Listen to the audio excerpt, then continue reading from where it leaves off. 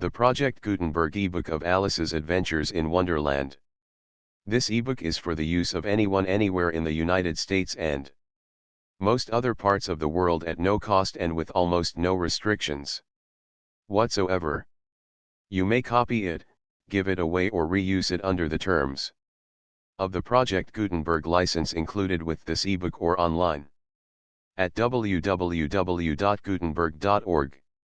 If you are not located in the United States, you will have to check the laws of the country where you are located before using this ebook. Title: Alice's Adventures in Wonderland. Author: Lewis Carroll. Release date: June 27, 2008. Ebook number 11. Most recently updated, February 4, 2024. Language: English. Credits: Arthur DiBianca and David Widger.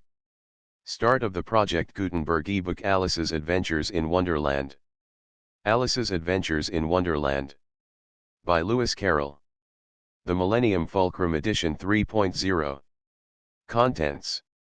Chapter I. Down the Rabbit Hole. Chapter 2. The Pool of Tears. Chapter 3. A Caucus Race and a Long Tail. Chapter 4. The Rabbit Sends in a Little Bill. Chapter V. Advice from a Caterpillar. Chapter 6. Pig and Pepper. Chapter 7. A Mad Tea Party. Chapter 8. The Queen's Croquet Ground. Chapter 9. The Mock Turtle's Story. Chapter X. The Lobster Quadrille. Chapter 11. Who Stole the Tarts? Chapter 12. Alice's Evidence. Chapter I. Down the Rabbit Hole. Alice was beginning to get very tired of sitting by her sister on the bank, and of having nothing to do. Once or twice she had peeped into the book her sister was reading, but it had no pictures or conversations in it, and what is the use of a book, thought Alice, without pictures or conversations? So she was considering in her own mind, as well as she could, for the hot day made her feel very sleepy and stupid, whether the pleasure of making a daisy chain would be worth the trouble of getting up and picking the daisies. When suddenly a white rabbit with pink eyes ran close by her. There was nothing so very remarkable in that, nor did Alice think it so very much out of the way to hear the rabbit say to itself, "Oh dear! Oh dear! I shall be late." When she thought it over afterwards, it occurred to her that she ought to have wondered at this, but at the time it all seemed quite natural. But when the rabbit actually took a watch out of its waistcoat pocket, and looked at it, and then hurried on, Alice started to her feet, for it flashed across her mind that she had never before seen a rabbit with either a waistcoat pocket, or a watch to take out of it, and, burning with curiosity, she ran across the field after it, and fortunately was just in time to see it pop down a large rabbit hole under the hedge. In another moment down went Alice after it, never once considering how in the world she was to get out again. The rabbit hole went straight on like a tunnel for some way, and then dipped suddenly down, so suddenly that Alice had not a moment to think about stopping herself before she found herself falling down a very deep well. Either the well was very deep, or she fell very slowly, for she had plenty of time as she went down to look about her and to wonder what was going to happen next. First, she tried to look down and make out what she was coming to, but it was too dark to see anything. Then she looked at the sides of the well, and noticed that they were filled with cupboards and bookshelves, here and there. She saw maps and pictures hung upon pegs. She took down a jar from one of the shelves as she passed.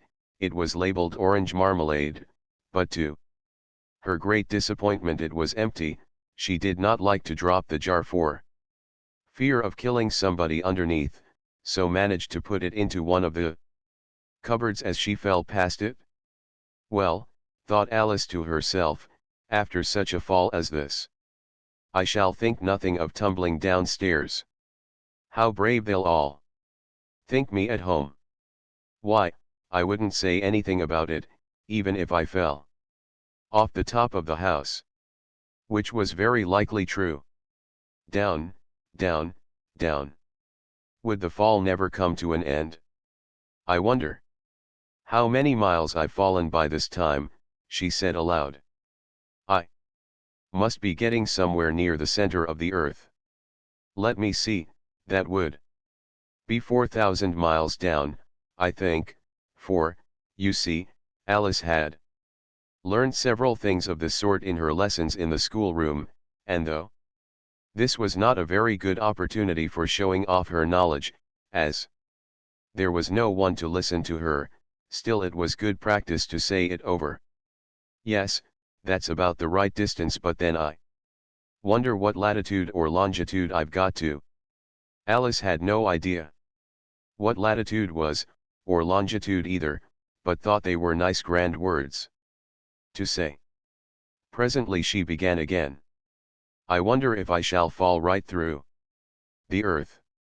How funny it'll seem to come out among the people that walk with their heads downward.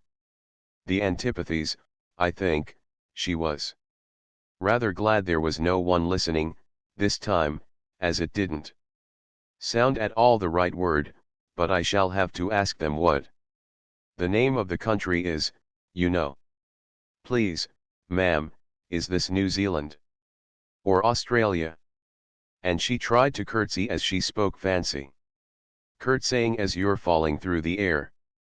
Do you think you could manage it? And what an ignorant little girl she'll think me for asking. No, it'll never do to ask. Perhaps I shall see it written up somewhere.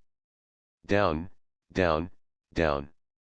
There was nothing else to do, so Alice soon began talking again. Dinah'll miss me very much tonight, I should think. Dinah was the cat. I hope they'll remember her saucer of milk at tea time.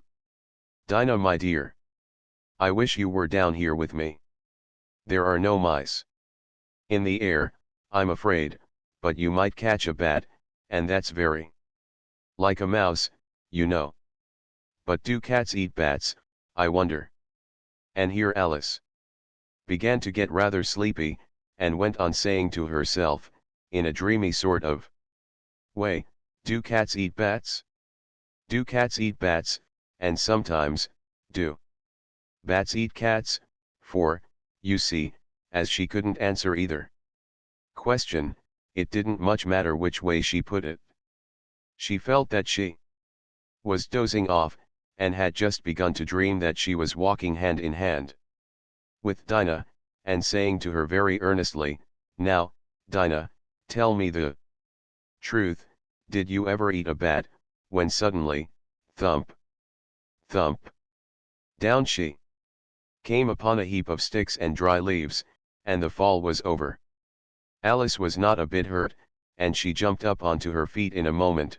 She looked up, but it was all dark overhead. Before her was another long passage, and the white rabbit was still in sight, hurrying down it. There was not a moment to be lost. Away went Alice like the wind, and was just in time to hear it say, as it turned a corner, oh my ears and whiskers, how late it's getting. She was close behind it when she turned the corner. But the rabbit was no longer to be seen. She found herself in a long, low hall, which was lit up by a row of lamps hanging from the roof.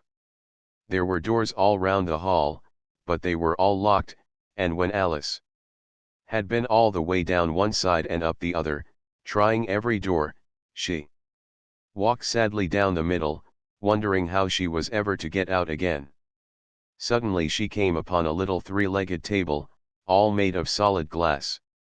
There was nothing on it except a tiny golden key, and Alice's first thought was that it might belong to one of the doors of the hall, but, alas!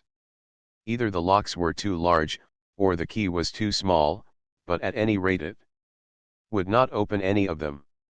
However, on the second time round, she came upon a low curtain she had not noticed before, and behind it was a little door about 15 inches high. she tried the little golden key in the lock, and to her great delight it fitted. Alice opened the door and found that it led into a small passage, not much larger than a rat hole. She knelt down and looked along the passage into the loveliest garden you ever saw.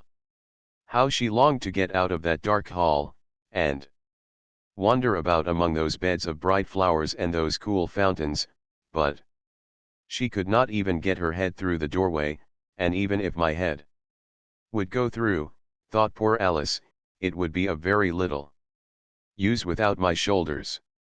Oh, how I wish I could shut up like a telescope. I think I could, if I only knew how to begin. For, you see, so many out of the way things had happened lately, that Alice had begun to think that very few things indeed were really impossible. There seemed to be no use in waiting by the little door, so she went back to the table, half hoping she might find another key on it, or at any rate a book of rules for shutting people up like telescopes. This time she found a little bottle on it, which certainly was not here before, said Alice. And round the neck of the bottle was a paper label, with the words "Drink Me," beautifully printed on it in large letters. It was all very well to say "Drink me," but the wise little Alice was not going to do that in a hurry. "No, I'll look first," she said, "and see whether it's marked poison or not," for she had read several nice little histories about children who had got burnt, and eaten up by wild beasts and other unpleasant things, all because they would not remember the simple rules their friends had taught them, such as, that a red-hot poker will burn you if you hold it too long, and that if you cut your finger very deeply with a knife, it usually bleeds, and she had never forgotten that, if you drink much from a bottle marked poison, it is almost certain to disagree with you, sooner or later. However, this bottle was not marked poison, so Alice ventured to taste it, and finding it very nice, it had, in fact, a sort of mixed flavor of cherry tart, custard, pineapple, roast turkey, toffee, and hot buttered toast. She very soon finished it off. Asterisk asterisk asterisk asterisk asterisk asterisk asterisk. Asterisk asterisk asterisk asterisk asterisk asterisk. Asterisk asterisk asterisk asterisk asterisk asterisk asterisk. What a curious feeling, said Alice, I must be shutting up like a telescope. And so it was indeed. She was now only 10 inches high, and her face brightened up at the thought that she was now the right size for going through the little door into that lovely garden. First, however, she waited for a few minutes to see if she was going to shrink any further. She felt a little nervous about this, for it might end, you know, said Alice to herself, in my going out altogether, like a candle. I wonder what I should be like then. And she tried to fancy what the flame of a candle is like after the candle is blown out, for she could not remember ever having seen such a thing. After a while, finding that nothing more happened, she decided on going into the garden at once, but, alas for poor Alice. When she got to the door, she found she had forgotten the little golden key, and when she went back to the table for it, she found she could not possibly reach it. She could see it quite plainly through the glass, and she tried her best to climb up one of the legs of the table, but it was too slippery, and when she had tired herself out with trying, the poor little thing sat down and cried. Come, there's no use in crying like that, said Alice to herself, rather sharply, I advise you to leave off this minute. She generally gave herself very good advice, though she very seldom followed it, and sometimes she scolded herself so severely as to bring tears into her eyes, and once she remembered trying to box her own ears for having cheated herself in a game of croquet she was playing against herself, for this curious child was very fond of pretending to be two people. But it's no use now, thought poor Alice, to pretend to be two people. Why? There's hardly enough of me left to make one respectable person. Soon her eye fell on a little glass box that was lying under the table. She opened it, and found in it a very small cake, on which the words "Eat me" were beautifully marked in currants. "Well, I'll eat it," said Alice, "and if it makes me grow larger, I can reach the key, and if it makes me grow smaller, I can creep under the door, so either way I'll get into the garden, and I don't care which happens." She ate a little bit, and said anxiously to herself, "Which way? Which way?" holding her hand on the top of her head to feel which way it was growing, and she was quite surprised to find that she remained the same size. To be sure, this generally happens when one eats cake, but Alice had got so much into the way of expecting nothing but out of the way things to happen, that it seemed quite dull and stupid for life to go on in the common way. So she set to work, and very soon finished off the cake. Asterisk asterisk asterisk asterisk asterisk asterisk asterisk. Asterisk asterisk asterisk asterisk asterisk asterisk. Asterisk asterisk asterisk asterisk asterisk asterisk asterisk. Chapter 2. The Pool of Tears. "Curiouser and curiouser," cried Alice. She was so much surprised that for the moment she quite forgot how to speak good English. "Now I'm opening out like the largest telescope that ever was. Goodbye, feet." For when she looked down at her feet, they seemed to be almost out of sight, they were getting so far off. "Oh, my poor little feet, I wonder who will put on your shoes and stockings for you now, dears. I'm sure I shan't be able. I shall be a great deal too far off to trouble myself about you. You must manage the best way you can, but I must be kind to them," thought Alice, "or perhaps they won't walk the way I want to go. Let me see, I'll give them a new pair of boots every Christmas." And she went on planning to herself how she would manage it. "They must go by the carrier," she thought, "and how funny it'll seem sending presents to one's own feet.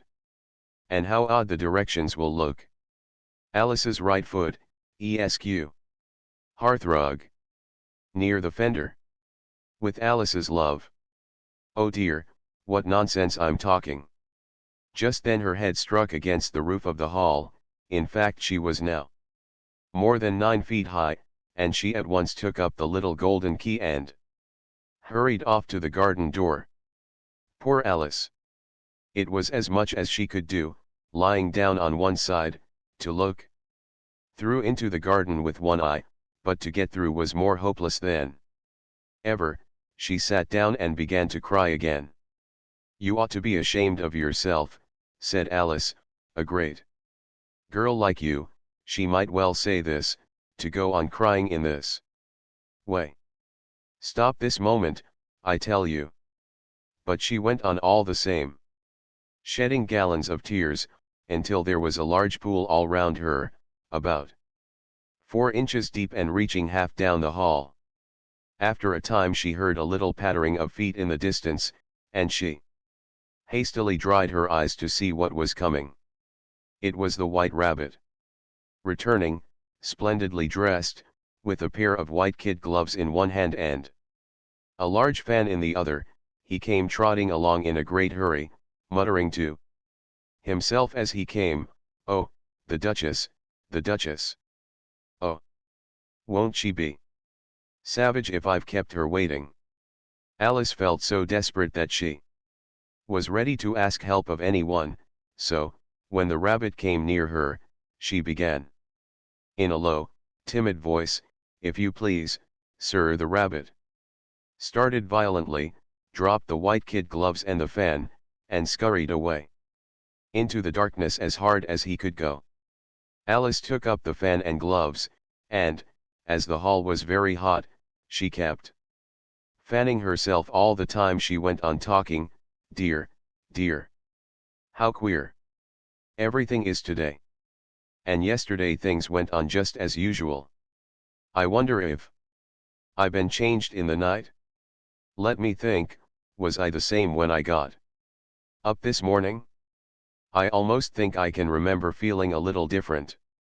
But if I'm not the same, the next question is, who in the world am I? Ah, that's the great puzzle.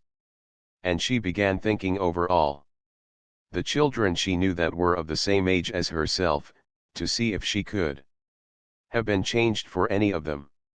I'm sure I'm not Ada, she said, for her hair goes in such long ringlets, and mine doesn't go in ringlets at all, and I'm sure I can't be Mabel, for I know all sorts of things, and oh, she knows such a very little. Besides, she's she, and I'm I, and oh dear, how puzzling it all is. I'll try. If I know all the things I used to know. Let me see, 4 times 5 is 12. And 4 times 6 is 13, and 4 times 7 is oh dear. I shall never get to 20 at that rate. However, the multiplication table doesn't signify. Let's try geography. London is the capital of Paris, and Paris is the capital of Rome, and Rome no, that's all wrong, I'm certain. I must have been changed for Mabel. I'll try and say how doth the little, and she crossed her hands on her lap as if she were saying lessons, and began to repeat it, but her voice sounded hoarse and strange, and the words did not come the same as they used to do. How doth the little crocodile improve his shining tail, and pour the waters of the Nile on every golden scale? How cheerfully he seems to grin, how neatly spread his claws, and welcome little fishes in with gently smiling jaws. I'm sure those are not the right words, said poor Alice. And her eyes filled with tears again as she went on, I must be Mabel, after all, and I shall have to go and live in that poky little house, and have next to no toys to play with, and oh, ever so many lessons to learn. No. I've made up my mind about it. If I'm Mabel, I'll stay down here. It'll be no use their putting their heads down and saying, come up again, dear. I shall only look up and say, who am I? Then tell me that first, and then, if I like being that person, I'll come up. If not, I'll stay down here till I'm somebody else. But, oh dear, cried Alice, with a sudden burst of tears, I do wish they would put their heads down. I am so very tired of being all alone here. As she said this she looked down at her hands, and was surprised to see that she had put on one of the rabbit's little white kid gloves while she was talking. How can I have done that, she thought. I must be growing small again. She got up and went to the table to measure herself by it, and found that, as nearly as she could guess, she was now about 2 feet high, and was going on shrinking rapidly. She soon found out that the cause of this was the fan she was holding, and she dropped it hastily, just in time to avoid shrinking away altogether. That was a narrow escape, said Alice, a good deal frightened at the sudden change, but very glad to find herself still in existence. And now for the garden, and she ran with all speed back to the little door, but, alas, the little door was shut again, and the little golden key was lying on the glass table as before. And things are worse than ever, thought the poor child, for I never was so small as this before, never. And I declare it's too bad, that it is. As she said these words her foot slipped, and in another moment, splash! She was up to her chin in salt water. Her first idea was that she had somehow fallen into the sea, and in that case I can go back by railway, she said to herself. Alice had been to the seaside once in her life, and had come to the general conclusion, that wherever you go to on the English coast, you find a number of bathing machines in the sea, some children digging in the sand with wooden spades, then a row of lodging houses, and behind them a railway station. However, she soon made out that she was in the pool of tears, which she had wept when she was 9 feet high. "I wish I hadn't cried so much," said Alice, as she swam about, trying to find her way out. "I shall be punished for it now, I suppose, by being drowned in my own tears. That will be a queer thing, to be sure. However, everything is queer today." Just then she heard something splashing about in the pool a little way off, and she swam nearer to make out what it was. At first she thought it must be a walrus or hippopotamus, but then she remembered how small she was now, and she soon made out that it was only a mouse that had slipped in like herself. Would it be of any use, now, thought Alice, to speak to this mouse? Everything is so out of the way down here, that I should think very likely it can talk. At any rate, there's no harm in trying. So she began, "Oh mouse, do you know the way out of this pool? I am very tired of swimming about here, oh mouse." Alice thought this must be the right way of speaking to a mouse. She had never done such a thing before, but she remembered having seen in her brother's Latin grammar, a mouse of a mouse to a mouse oh mouse. The mouse looked at her rather inquisitively, and seemed to her to wink with one of its little eyes, but it said nothing. "Perhaps it doesn't understand English," thought Alice. "I dare say it's a French mouse, come over with William the Conqueror." For, with all her knowledge of history, Alice had no very clear notion how long ago anything had happened. So she began again, "Oh you est ma chat," which was the first sentence in her French lesson book. The mouse gave a sudden leap out of the water, and seemed to quiver all over with fright. "Oh, I beg your pardon," cried Alice hastily, afraid that she had hurt the poor animal's feelings. "I quite forgot you didn't like cats." "Not like cats," cried the mouse, in a shrill, passionate voice. "Would you like cats if you were me?" "Well, perhaps not," said Alice in a soothing tone. "Don't be angry about it. And yet I wish I could show you our cat. Dinah, I think you'd take a fancy to cats if you could only see her. She is such a dear quiet thing," Alice went on, half to herself, as she swam lazily about in the pool, "and she sits purring so nicely by the fire, licking her paws and washing her face, and she is such a nice soft thing to nurse, and she's such a capital one for catching mice. Oh, I beg your pardon," cried Alice again, for this time the mouse was bristling all over, and she felt certain it must be really offended. "We won't talk about her any more if you'd rather not." "We indeed," cried the mouse, who was trembling down to the end of his tail. "As if I would talk on such a subject. Our family always hated cats, nasty, low, vulgar things. Don't let me hear the name again."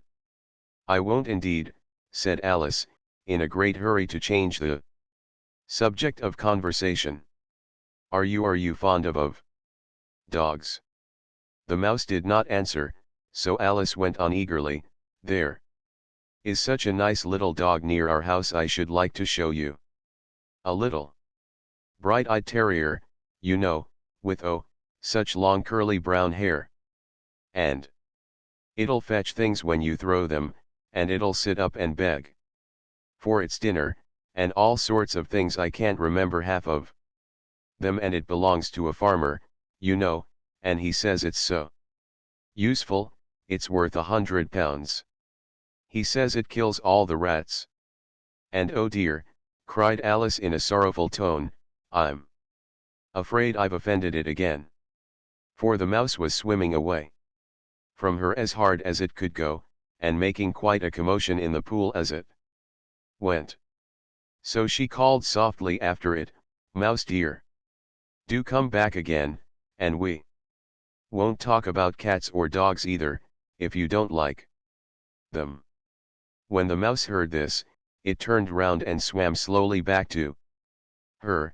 Its face was quite pale, with passion, Alice thought, and it said in a low trembling voice, "Let us get to the shore, and then I'll tell you my history, and you'll understand why it is I hate cats and dogs."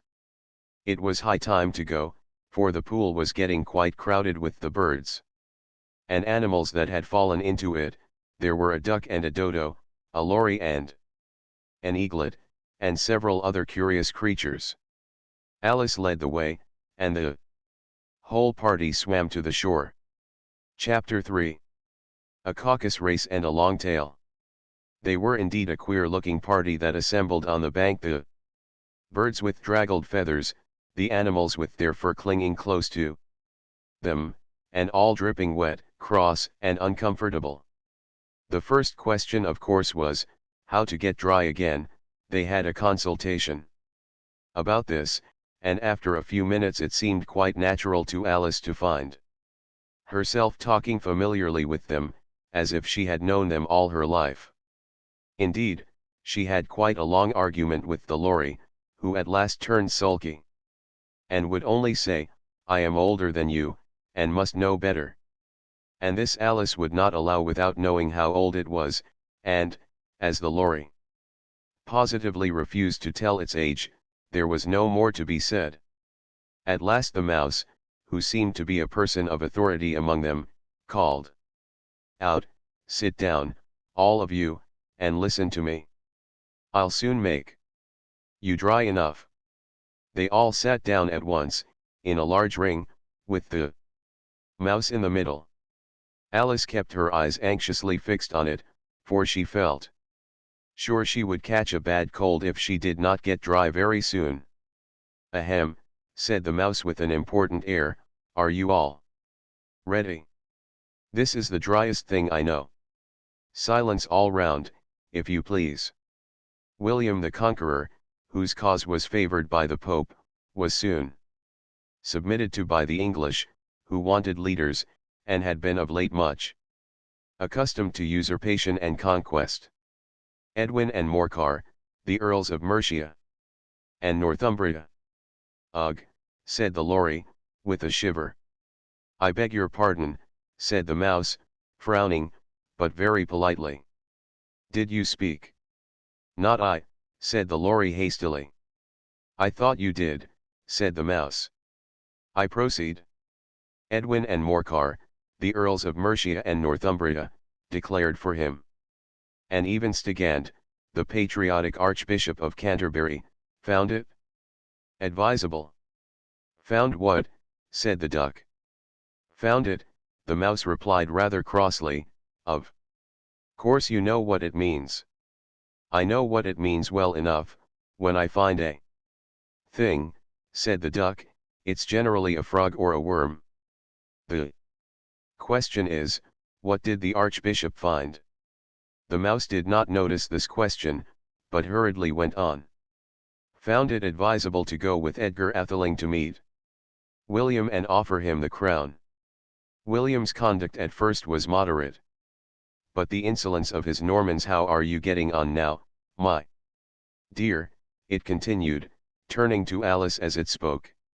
"As wet as ever," said Alice in a melancholy tone. "It doesn't seem to dry me at all." "In that case," said the dodo solemnly, rising to its feet, "I move that the meeting adjourn, for the immediate adoption of more energetic remedies." "Speak English," said the eaglet. "I don't know the meaning of half those long words, and, what's more, I don't believe you do either." And the eaglet bent down its head to hide a smile. Some of the other birds tittered audibly. "What I was going to say," said the dodo in an offended tone. Was, that the best thing to get us dry would be a caucus race. What is a caucus race, said Alice, not that she wanted much to know, but the dodo had paused as if it thought that somebody ought to speak, and no one else seemed inclined to say anything. Why, said the dodo, the best way to explain it is to do it. And, as you might like to try the thing yourself, some winter day. I will tell you how the dodo managed it. First it marked out a race course, in a sort of circle, the exact shape doesn't matter, it said, and then all the party were placed along the course, here and there. There was no 1, 2, 3, and away, but they began running when they liked, and left off when they liked, so that it was not easy to know when the race was over. However, when they had been running half an hour or so, and were quite dry again, the dodo suddenly called out, "The race is over," and they all crowded round it, panting, and asking, "But who has won?" This question the dodo could not answer without a great deal of thought, and it sat for a long time with one finger pressed upon its forehead, the position in which you usually see Shakespeare, in the pictures of him, while the rest waited in silence. At last the dodo said, "Everybody has won, and all must have prizes." "But who is to give the prizes?" quite a chorus of voices asked. "Why, she, of course," said the dodo, pointing to Alice with one finger, and the whole party at once crowded round her, calling out in a confused way, "Prizes! Prizes!" Alice had no idea what to do, and in despair she put her hand in her pocket and pulled out a box of comfits, luckily the salt water had not got into it, and handed them round as prizes. There was exactly 1 apiece, all round. "But she must have a prize herself, you know," said the mouse. "Of course," the dodo replied very gravely. "What else have you got in your pocket?" he went on, turning to Alice. "Only a thimble," said Alice sadly. "Hand it over here," said the dodo. Then they all crowded round her once more, while the dodo solemnly presented the thimble, saying, "We beg your acceptance of this elegant thimble," and, when it had finished this short speech, they all cheered. Alice thought the whole thing very absurd, but they all looked so grave that she did not dare to laugh, and, as she could not think of anything to say, she simply bowed, and took the thimble, looking as solemn as she could. The next thing was to eat the comfits. This caused some noise and confusion, as the large birds complained that they could not taste theirs, and the small ones choked and had to be patted on the back. However, it was over at last, and they sat down again in a ring, and begged the mouse to tell them something more. "You promised to tell me your history, you know," said Alice. "And why it is you hate C and D," she added in a whisper, half afraid that it would be offended again. "Mine is a long and a sad tale," said the mouse, turning to Alice, and sighing. "It is a long tale, certainly," said Alice, looking down with wonder at the mouse's tail, "but why do you call it sad?" And she kept on puzzling about it while the mouse was speaking, so that her idea of the tale was something like this. Fury said to a mouse, that he met in the house. "Let us both go to law, I will prosecute. You come. I'll take no denial, we must have a trial, for really this morning I've nothing to do," said the mouse to the cur. "Such a trial, dear sir, with no jury or judge, would be wasting our breath. I'll be judge, I'll Be jury. Said. Cunning. Old fury. I'll try the whole cause and condemn you to death. You are not attending, said the mouse to Alice severely. What are you thinking of? I beg your pardon, said Alice very humbly, you had got to the fifth bend, I think. I had not, cried the mouse, sharply and very angrily. Not, said Alice, always ready to make herself useful, and looking anxiously about her. Oh, do let me help to undo it. I shall do nothing of the sort, said the mouse, getting up and walking away. You insult me by talking such nonsense. I didn't mean it, pleaded poor Alice. But you're so easily offended, you know. The mouse only growled in reply. Please come back and finish your story. Alice called after it. And the others all joined in chorus, yes, please do, but the mouse only shook its head impatiently, and walked a little quicker. What a pity it wouldn't stay, sighed the lorry, as soon as it was quite out of sight, and an old crab took the opportunity of saying to her daughter, ah, my dear, let this be a lesson to you never to lose your temper. Hold your tongue, ma, said the young crab, a little snappishly. You're enough to try the patience of an oyster. I wish I had our Dinah here, I know I do, said Alice aloud. Addressing nobody in particular. She'd soon fetch it back. And who is Dinah, if I might venture to ask the question, said the lorry. Alice replied eagerly, for she was always ready to talk about her pet. Dinah's our cat. And she's such a capital one for catching mice you can't think. And oh, I wish you could see her after the birds.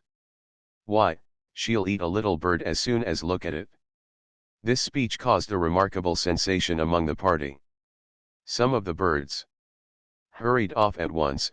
One old magpie began wrapping itself up very carefully, remarking, I really must be getting home, the night air doesn't suit my throat, and a canary called out in a trembling voice to its children, come away, my dears. It's high time you were all in bed. On various pretexts they all moved off, and Alice was soon left alone. I wish I hadn't mentioned Dinah, she said to herself in a melancholy tone. Nobody seems to like her, down here, and I'm sure she's the best cat in the world. Oh, my dear Dinah. I wonder if I shall ever see you any more. And here poor Alice began to cry again, for she felt very lonely and low-spirited. In a little while, however, she again heard a little pattering of footsteps in the distance, and she looked up eagerly, half hoping that the mouse had changed his mind, and was coming back to finish his story. Chapter 4. The rabbit sends in a little bill. It was the white rabbit, trotting slowly back again, and looking anxiously about as it went, as if it had lost something, and she heard it muttering to itself, the Duchess. The Duchess. Oh my dear paws. Oh my fur and whiskers. She'll get me executed, as sure as ferrets are ferrets. Where can I have dropped them, I wonder? Alice guessed in a moment that it was looking for the fan and the pair of white kid gloves, and she very good-naturedly began hunting about for them, but they were nowhere to be seen. Everything seemed to have changed since her swim in the pool, and the great hall, with the glass table and the little door, had vanished completely. Very soon the rabbit noticed Alice, as she went hunting about, and called out to her in an angry tone, why, Mary Ann, what are you doing out here? Run home this moment, and fetch me a pair of gloves and a fan. Quick. Now. And Alice was so much frightened that she ran off at once in the direction it pointed to, without trying to explain the mistake it had made. "He took me for his housemaid," she said to herself as she ran. "How surprised he'll be when he finds out who I am. But I'd better take him his fan and gloves, that is, if I can find them." As she said this, she came upon a neat little house, on the door of which was a bright brass plate with the name W. Rabbit engraved upon it. She went in without knocking, and hurried upstairs, in great fear lest she should meet the real Mary Ann, and be turned out of the house before she had found the fan and gloves. "How queer it seems," Alice said to herself, "to be going messages for a rabbit. I suppose Dinah'll be sending me on messages next." And she began fancying the sort of thing that would happen. "Miss Alice, come here directly, and get ready for your walk." "Coming in a minute, nurse. But I've got to see that the mouse doesn't get out. Only I don't think," Alice went on, "that they'd let Dinah stop in the house if it began ordering people about like that." By this time she had found her way into a tidy little room with a table in the window, and on it, as she had hoped, a fan and 2 or 3 pairs of tiny white kid gloves. She took up the fan and a pair of the gloves, and was just going to leave the room, when her eye fell upon a little bottle that stood near the looking glass. There was no label this time with the words "drink me," but nevertheless she uncorked it and put it to her lips. "I know something interesting is sure to happen," she said to herself, "whenever I eat or drink anything, so I'll just see what this bottle does. I do hope it'll make me grow large again, for really, I'm quite tired of being such a tiny little thing." It did so indeed, and much sooner than she had expected. Before she had drunk half the bottle, she found her head pressing against the ceiling, and had to stoop to save her neck from being broken. She hastily put down the bottle, saying to herself, "That's quite enough. I hope I shan't grow any more as it is. I can't get out at the door. I do wish I hadn't drunk quite so much." Alas! It was too late to wish that.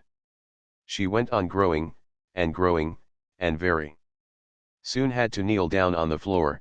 In another minute there was not even room for this, and she tried the effect of lying down with one elbow against the door, and the other arm curled round her head.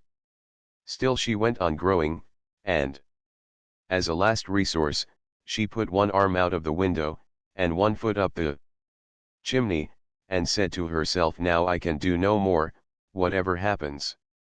What will become of me?"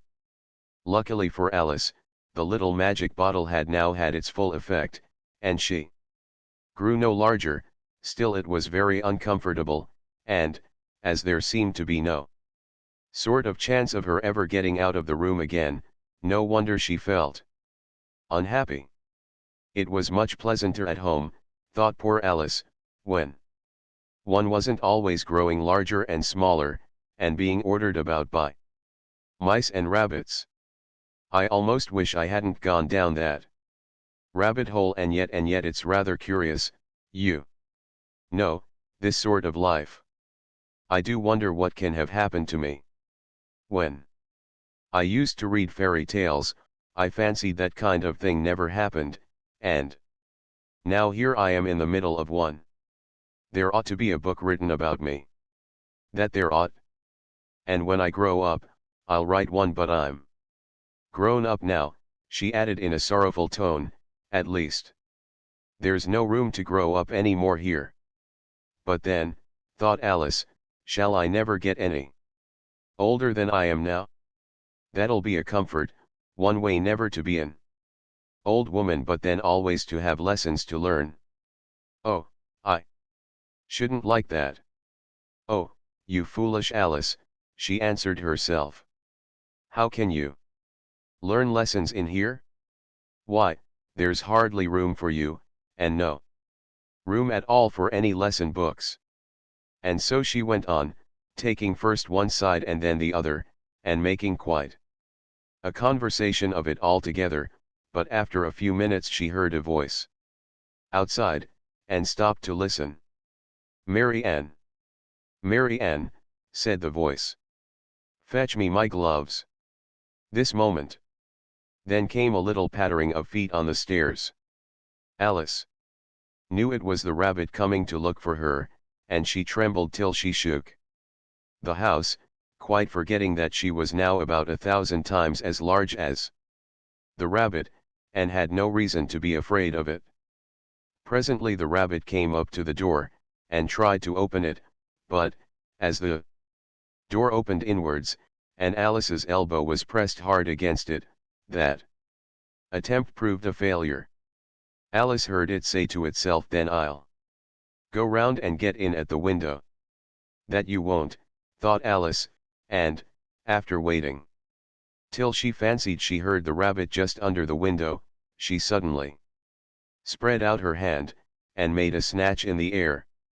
She did not get hold of anything, but she heard a little shriek and a fall, and a crash of broken glass, from which she concluded that it was just possible it had fallen into a cucumber frame, or something of the sort.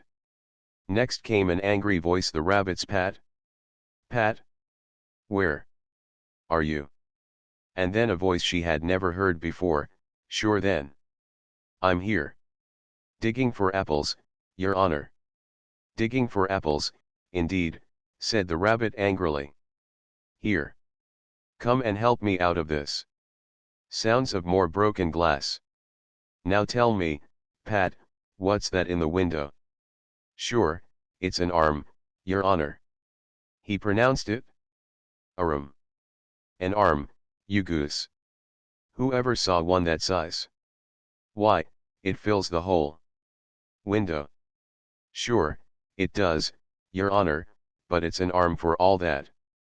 "Well, it's got no business there, at any rate. Go and take it away." There was a long silence after this, and Alice could only hear whispers now and then, such as, "Sure, I don't like it, your honor, at all, at all. Do as I tell you, you coward," and at last she spread out her hand again, and made another snatch in the air. This time there were 2 little shrieks, and more sounds of broken glass. "What a number of cucumber frames there must be," thought Alice. "I wonder what they'll do next. As for pulling me out of the window, I only wish they could. I'm sure I don't want to stay in here any longer." She waited for some time without hearing anything more. At last came a rumbling of little cartwheels, and the sound of a good many voices all talking together. She made out the words, "Where's the other ladder? Why, I hadn't to bring but one, Bill's got the other bill. Fetch it. Here, lad, here, put 'em up at this corner, no, tie 'em together first, they don't reach half high enough yet. Oh, they'll do well enough, don't be particular here, Bill. Catch hold of this rope, will the roof bear, mind that loose slate, oh, it's coming down. Heads below." A loud crash. "Now, who did that? It was Bill. I fancy who's to go down the chimney. Nay, I shan't." "You do it, that I won't." "Then, Bill's to go down here, Bill. The master says you're to go down the chimney." "Oh. So Bill's got to come down the chimney, has he?" said Alice to herself. "Shy, they seem to put everything upon Bill.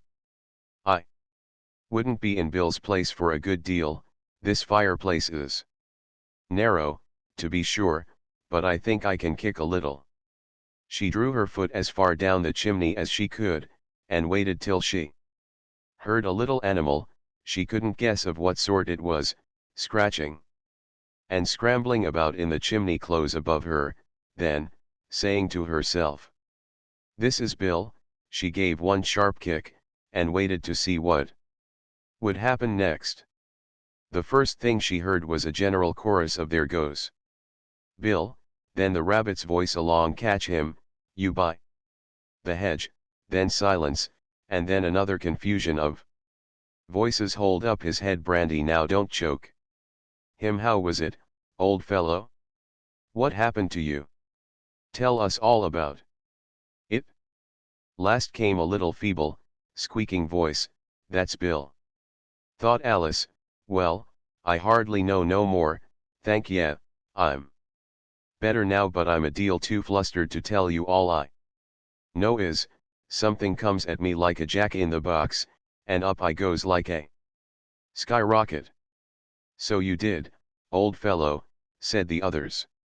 "We must burn the house down," said the rabbit's voice, and Alice called out as loud as she could, "If you do, I'll set Dinah at you." There was a dead silence instantly, and Alice thought to herself, "I wonder what they will do next. If they had any sense, they'd take the roof off." After a minute or two, they began moving about again, and Alice heard the rabbit say, "A barrowful will do, to begin with." A barrowful of what, thought Alice, but she had not long to doubt, for the next moment a shower of little pebbles came rattling in at the window, and some of them hit her in the face. "I'll put a stop to this," she said to herself, and shouted out, "You'd better not do that again," which produced another dead silence. Alice noticed with some surprise that the pebbles were all turning into little cakes as they lay on the floor, and a bright idea came into her head. "If I eat one of these cakes," she thought, "it's sure to make some change in my size, and as it can't possibly make me larger, it must make me smaller, I suppose." So she swallowed one of the cakes, and was delighted to find that she began shrinking directly. As soon as she was small enough to get through the door, she ran out of the house, and found quite a crowd of little animals and birds waiting outside. The poor little lizard, Bill, was in the middle, being held up by two guinea pigs, who were giving it something out of a bottle. They all made a rush at Alice the moment she appeared, but she ran off as hard as she could, and soon found herself safe in a thick wood. "The first thing I've got to do," said Alice to herself, as she wandered about in the wood, "is to grow to my right size again, and the second thing is to find my way into that lovely garden. I think that will be the best plan." It sounded an excellent plan, no doubt, and very neatly and simply arranged. The only difficulty was, that she had not the smallest idea how to set about it, and while she was peering about anxiously among the trees, a little sharp bark just over her head made her look up in a great hurry. An enormous puppy was looking down at her with large round eyes, and feebly stretching out one paw, trying to touch her. "Poor little thing," said Alice, in a coaxing tone, and she tried hard to whistle to it, but she was terribly frightened all the time at the thought that it might be hungry, in which case it would be very likely to eat her up in spite of all her coaxing. Hardly knowing what she did, she picked up a little bit of stick, and held it out to the puppy, whereupon the puppy jumped into the air off all its feet at once, with a yelp of delight, and rushed at the stick, and made believe to worry it. Then Alice dodged behind a great thistle, to keep herself from being run over, and the moment she appeared on the other side, the puppy made another rush at the stick, and tumbled head over heels in its hurry to get hold of it. Then Alice, thinking it was very like having a game of play with a cart horse, and expecting every moment to be trampled under its feet, ran round the thistle again. Then the puppy began a series of short charges at the stick, running a very little way forwards each time and a long way back, and barking hoarsely all the while, till at last it sat down a good way off, panting, with its tongue hanging out of its mouth, and its great eyes half shut. This seemed to Alice a good opportunity for making her escape, so she set off at once, and ran till she was quite tired and out of breath, and till the puppy's bark sounded quite faint in the distance. "And yet what a dear little puppy it was," said Alice, as she leant against a buttercup to rest herself, and fanned herself with one of the leaves. "I should have liked teaching it tricks very much, if I'd only been the right size to do it. Oh dear! I'd nearly forgotten that. I've got to grow up again. Let me see, how is it to be managed? I suppose I ought to eat or drink something or other, but the great question is, what?" The great question certainly was, what?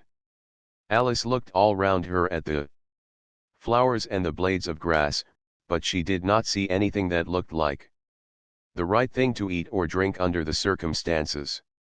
There was a large mushroom growing near her, about the same height as herself, and when she had looked under it, and on both sides of it, and behind it, it occurred to her that she might as well look and see what was on the top of it.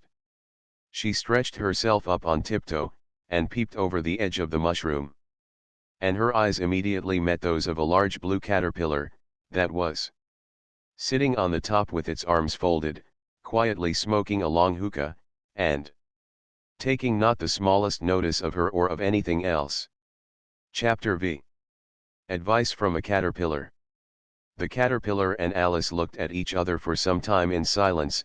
At last the caterpillar took the hookah out of its mouth, and addressed her in a languid, sleepy voice. "Who are you?" said the caterpillar. This was not an encouraging opening for a conversation. Alice replied, rather shyly, I hardly know, sir, just at present at least I know who I was when I got up this morning, but I think I must have been changed several times since then." "What do you mean by that?" said the caterpillar sternly. "Explain yourself." "I can't explain myself, I'm afraid, sir," said Alice, "because I'm not myself, you see." "I don't see," said the caterpillar. "I'm afraid I can't put it more clearly," Alice replied. "Very politely, for I can't understand it myself to begin with, and being so many different sizes in a day is very confusing." "It isn't," said the caterpillar. "Well, perhaps you haven't found it so yet," said Alice. "But when you have to turn into a chrysalis you will some day, you know, and then after that into a butterfly, I should think you'll feel it a little queer, won't you?" "Not a bit," said the caterpillar. "Well, perhaps your feelings may be different," said Alice. "All I know is, it would feel very queer to me." "You," said the caterpillar contemptuously. "Who are you?" Which brought them back again to the beginning of the conversation. Alice felt a little irritated at the caterpillar's making such very short remarks, and she drew herself up and said, very gravely, "I think you ought to tell me who you are, first." "Why?" said the caterpillar. Here was another puzzling question, and as Alice could not think of any good reason, and as the caterpillar seemed to be in a very unpleasant state of mind, she turned away. "Come back," the caterpillar called after her. "I've something important to say." This sounded promising, certainly. Alice turned and came back again. "Keep your temper," said the caterpillar. "Is that all?" said Alice, swallowing down her anger as well as she could. "No," said the caterpillar. Alice thought she might as well wait, as she had nothing else to do, and perhaps after all it might tell her something worth hearing. For some minutes it puffed away without speaking, but at last it unfolded its arms, took the hookah out of its mouth again, and said, "So you think you're changed, do you?" "I'm afraid I am," Sir, said Alice, I can't remember things as I used, and I don't keep the same size for 10 minutes together. Can't remember what things, said the caterpillar.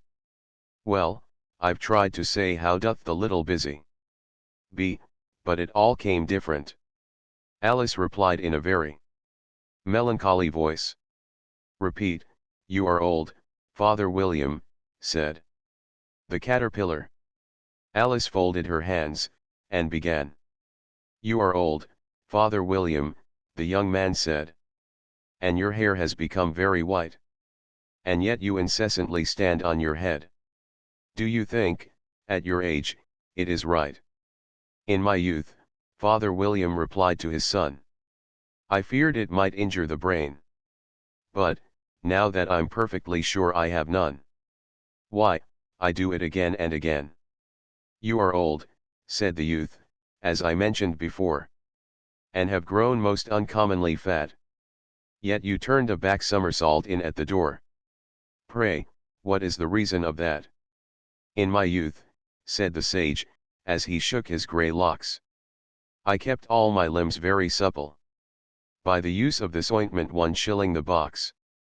Allow me to sell you a couple. You are old, said the youth, and your jaws are too weak for anything tougher than suet. Yet you finished the goose, with the bones and the beak. Pray, how did you manage to do it? In my youth, said his father, I took to the law, and argued each case with my wife. And the muscular strength, which it gave to my jaw, has lasted the rest of my life. You are old, said the youth, one would hardly suppose that your eye was as steady as ever. Yet you balanced an eel on the end of your nose. What made you so awfully clever? I have answered 3 questions, and that is enough. Said his father, don't give yourself airs. Do you think I can listen all day to such stuff? Be off, or I'll kick you downstairs. That is not said right, said the caterpillar. Not quite right, I'm afraid, said Alice, timidly. Some of the words have got altered. It is wrong from beginning to end, said the caterpillar. Decidedly, and there was silence for some minutes. The caterpillar was the first to speak. What size do you want to be? It asked. Oh, I'm not particular as to size, Alice hastily replied. Only one doesn't like changing so often, you know. I don't know, said the caterpillar. Alice said nothing, she had never been so much contradicted in her life before. And she felt that she was losing her temper. Are you content now? Said the caterpillar. Well, I should like to be a little larger, sir, if you wouldn't mind, said Alice. 3 inches is such a wretched height to be. It is a very good height indeed, said the caterpillar angrily. Rearing itself upright as it spoke, it was exactly 3 inches high. But I'm not used to it, pleaded poor Alice in a piteous tone. And she thought of herself, I wish the creatures wouldn't be so easily offended. You'll get used to it in time, said the caterpillar, and it put the hookah into its mouth and began smoking again. This time Alice waited patiently until it chose to speak again. In a minute or 2 the caterpillar took the hookah out of its mouth and yawned once or twice. And shook itself. Then it got down off the mushroom, and crawled away in the grass, merely remarking as it went, one side will make you grow taller. And the other side will make you grow shorter. One side of what? The other side of what? Thought Alice to herself. Of the mushroom, said the caterpillar, just as if she had asked it aloud, and in another moment it was out of sight. Alice remained looking thoughtfully at the mushroom for a minute, trying to make out which were the 2 sides of it, and as it was perfectly round, she found this a very difficult question. However, at last she stretched her arms round it as far as they would go, and broke off a bit of the edge with each hand. And now which is which, she said to herself, and nibbled a little. of the right-hand bit to try the effect. The next moment she felt a violent blow underneath her chin. It had struck her foot. She was a good deal frightened by this very sudden change, but she felt that there was no time to be lost, as she was shrinking rapidly, so she set to work at once to eat some of the other bit. Her chin was pressed so closely against her foot, that there was hardly room to open her mouth, but she did it at last, and managed to swallow a morsel of the left-hand bit. Asterisk asterisk asterisk asterisk asterisk asterisk asterisk. Asterisk asterisk asterisk asterisk asterisk asterisk. Asterisk asterisk asterisk asterisk asterisk asterisk asterisk. Come, my head's free at last, said Alice in a tone of delight, which changed into alarm in another moment, when she found that her shoulders were nowhere to be found. All she could see, when she looked down, was an immense length of neck, which seemed to rise like a stalk out of a sea of green leaves that lay far below her. What can all that green stuff be? Said Alice. And where have my shoulders got to? And oh, my poor hands, how is it I can't see you? She was moving them about as she spoke, but no result seemed to follow, except a little shaking among the distant green leaves. As there seemed to be no chance of getting her hands up to her head, she tried to get her head down to them, and was delighted to find that her neck would bend about easily in any direction, like a serpent. She had just succeeded in curving it down into a graceful zigzag, and was going to dive in among the leaves, which she found to be nothing but the tops of the trees under which she had been wandering, when a sharp hiss made her draw back in a hurry. A large pigeon had flown into her face, and was beating her violently with its wings. Serpent, screamed the pigeon. I'm not a serpent, said Alice indignantly. Let me alone. Serpent, I say again, repeated the pigeon, but in a more subdued tone, and added with a kind of sob, I've tried every way, and nothing seems to suit them. I haven't the least idea what you're talking about, said Alice. I've tried the roots of trees, and I've tried banks, and I've tried hedges, the pigeon went on, without attending to her. But those serpents, there's no pleasing them. Alice was more and more puzzled, but she thought there was no use in saying anything more till the pigeon had finished. As if it wasn't trouble enough hatching the eggs, said the pigeon, but I must be on the lookout for serpents night and day. Why, I haven't had a wink of sleep these 3 weeks. I'm very sorry you've been annoyed, said Alice, who was beginning to see its meaning. And just as I'd taken the highest tree in the wood, continued the pigeon, raising its voice to a shriek, and just as I was thinking I should be free of them at last, they must needs come wriggling down from the sky. Ugh, serpent. But I'm not a serpent, I tell you, said Alice. I may. Well, what are you? Said the pigeon. I can see you're trying to invent something. I'm a little girl, said Alice, rather doubtfully, as she remembered the number of changes she had gone through that day. A likely story indeed, said the pigeon in a tone of the deepest contempt. I've seen a good many little girls in my time, but never one with such a neck as that. No. You're a serpent, and there's no use denying it. I suppose you'll be telling me next that you never tasted an egg. I have tasted eggs, certainly, said Alice, who was a very truthful child, but little girls eat eggs quite as much as serpents do. You know. I don't believe it, said the pigeon, but if they do, why then they're a kind of serpent, that's all I can say. This was such a new idea to Alice, that she was quite silent for a minute or two, which gave the pigeon the opportunity of adding, You're looking for eggs, I know that well enough, and what does it matter to me? Whether you're a little girl or a serpent. It matters a good deal to me, said Alice hastily. But I'm not looking for eggs, as it happens, and if I was, I shouldn't want yours. I don't like them raw. Well, be off, then, said the pigeon in a sulky tone, as it settled down again into its nest.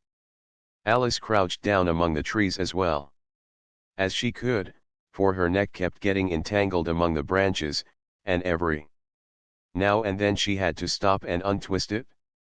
After a while she remembered that she still held the pieces of mushroom in her hands, and she set to work very carefully, nibbling first at one and then at the other, and growing sometimes taller and sometimes shorter, until she had succeeded in bringing herself down to her usual height.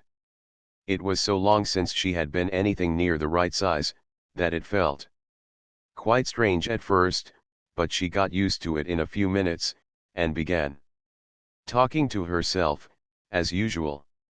Come, there's half my plan done now. How puzzling all these changes are. I'm never sure what I'm going to be, from one minute to another. However, I've got back to my right size. The next thing is, to get into that beautiful garden. How is that to be done, I wonder? As she said this, she came suddenly upon an open place, with a little house in it about 4 feet high. Whoever lives there, thought Alice, it'll never do to come upon them this size. Why, I should frighten them out of their wits. So she began nibbling at the right-hand bit again, and did not venture to go near the house till she had brought herself down to 9 inches high. Chapter 6. Pig and Pepper. For a minute or two she stood looking at the house, and wondering what to do next, when suddenly a footman in livery came running out of the wood. She considered him to be a footman because he was in livery, otherwise, judging by his face only, she would have called him a fish, and rapped loudly at the door with his knuckles. It was opened by another footman in livery, with a round face, and large eyes like a frog, and both footmen, Alice noticed, had powdered hair that curled all over their heads. She felt very curious to know what it was all about, and crept a little way out of the wood to listen. The fish footman began by producing from under his arm a great letter, nearly as large as himself, and this he handed over to the other, saying, in a solemn tone, for the Duchess. An invitation from the Queen to play croquet. The frog footman repeated, in the same solemn tone, only changing the order of the words a little, from the Queen. An invitation for the Duchess to play croquet. Then they both bowed low, and their curls got entangled together. Alice laughed so much at this, that she had to run back into the wood for fear of their hearing her, and when she next peeped out the fish footman was gone. And the other was sitting on the ground near the door, staring stupidly up into the sky. Alice went timidly up to the door, and knocked. There's no sort of use in knocking, said the footman. And that for 2 reasons. First, because I'm on the same side of the door as you are, secondly, because they're making such a noise inside, no one could possibly hear you. And certainly there was a most extraordinary noise going on within, a constant howling and sneezing. And every now and then a great crash, as if a dish or kettle had been broken to pieces. Please, then, said Alice, how am I to get in? There might be some sense in your knocking, the footman went on, without attending to her, if we had the door between us. For instance, if you were inside, you might knock, and I could let you out. You know. He was looking up into the sky all the time he was speaking, and this Alice thought decidedly uncivil. But perhaps he can't help it, she said to herself, his eyes are so very nearly at the top of his head. but at any rate he might answer questions. How am I to get in? She repeated, aloud. I shall sit here, the footman remarked, till tomorrow. At this moment the door of the house opened, and a large plate came skimming out, straight at the footman's head. It just grazed his nose, and broke to pieces against one of the trees behind him. Or next day, maybe, the footman continued in the same tone, exactly as if nothing had happened. How am I to get in? Asked Alice again, in a louder tone. Are you to get in at all? Said the footman. That's the first question, you know. It was, no doubt, only Alice did not like to be told so. It's really dreadful, she muttered to herself, the way all the creatures argue. It's enough to drive one crazy. The footman seemed to think this a good opportunity for repeating his remark, with variations. I shall sit here, he said, on and off, for days and days. But what am I to do? Said Alice. Anything you like, said the footman, and began whistling. Oh, there's no use in talking to him, said Alice.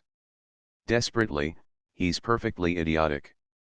And she opened the door and went in. The door led right into a large kitchen, which was full of smoke from one end to the other. The Duchess was sitting on a three-legged stool in the middle, nursing a baby. The cook was leaning over the fire, stirring a large cauldron, which seemed to be full of soup. There's certainly too much pepper in that soup, Alice said to herself, as well as she could for sneezing. There was certainly too much of it in the air. Even the Duchess sneezed occasionally, and as for the baby, it was sneezing and howling alternately, without a moment's pause. The only things in the kitchen that did not sneeze were the cook, and a large cat which was sitting on the hearth and grinning from ear to ear. Please would you tell me, said Alice, a little timidly, for she was not quite sure whether it was good manners for her to speak first. Why your cat grins like that? It's a Cheshire cat, said the Duchess, and that's why. Pig. She said the last word with such sudden violence that Alice quite jumped, but she saw in another moment that it was addressed to the baby, and not to her, so she took courage, and went on again. I didn't know that Cheshire cats always grinned. In fact, I didn't know that cats could grin. They all can, said the Duchess, and most of 'em do. I don't know of any that do, Alice said very politely, feeling quite pleased to have got into a conversation. You don't know much, said the Duchess, and that's a fact.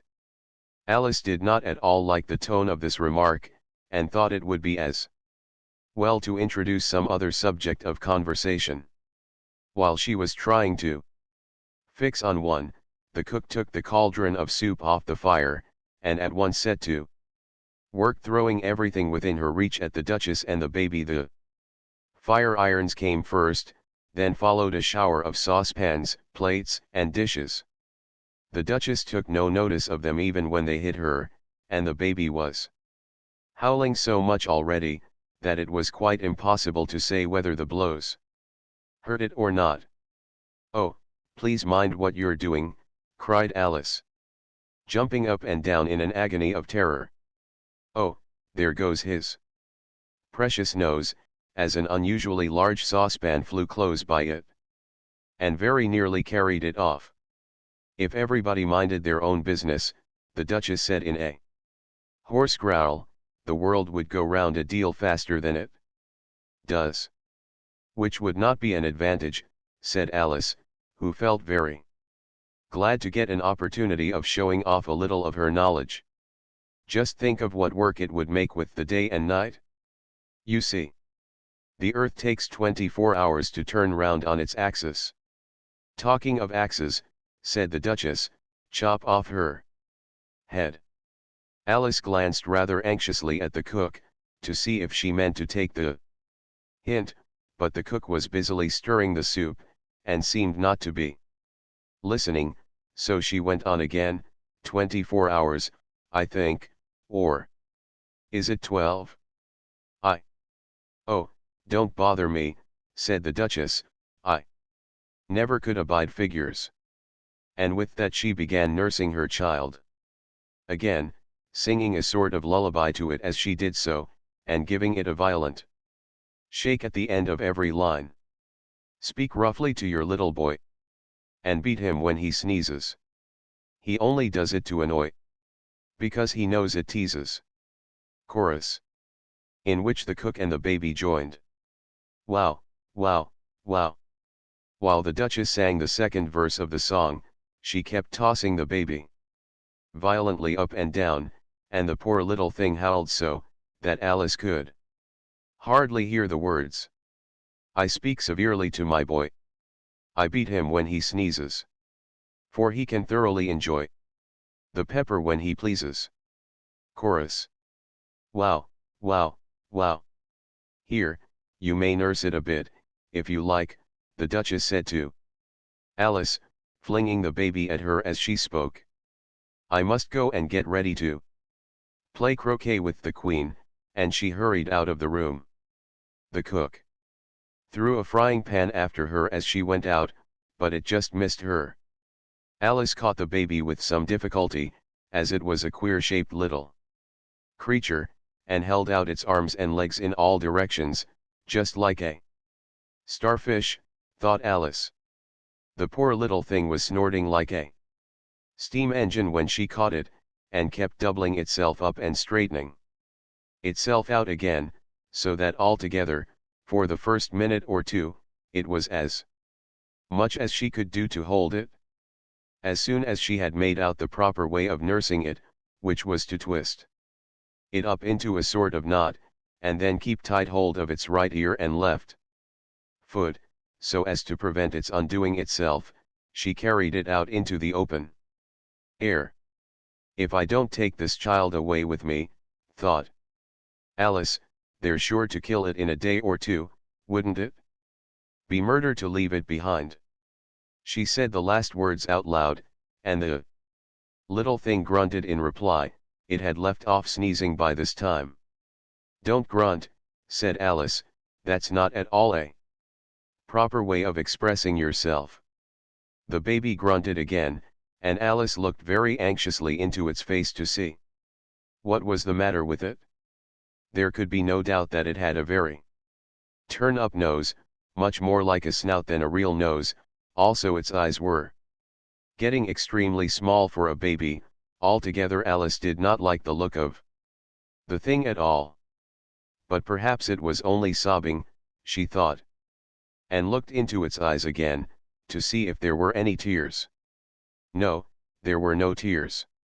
If you're going to turn into a pig, my dear, said Alice, seriously, I'll have nothing more to do with you. Mind now. The poor little thing sobbed again, or grunted, it was impossible to say which, and they went on for some while in silence.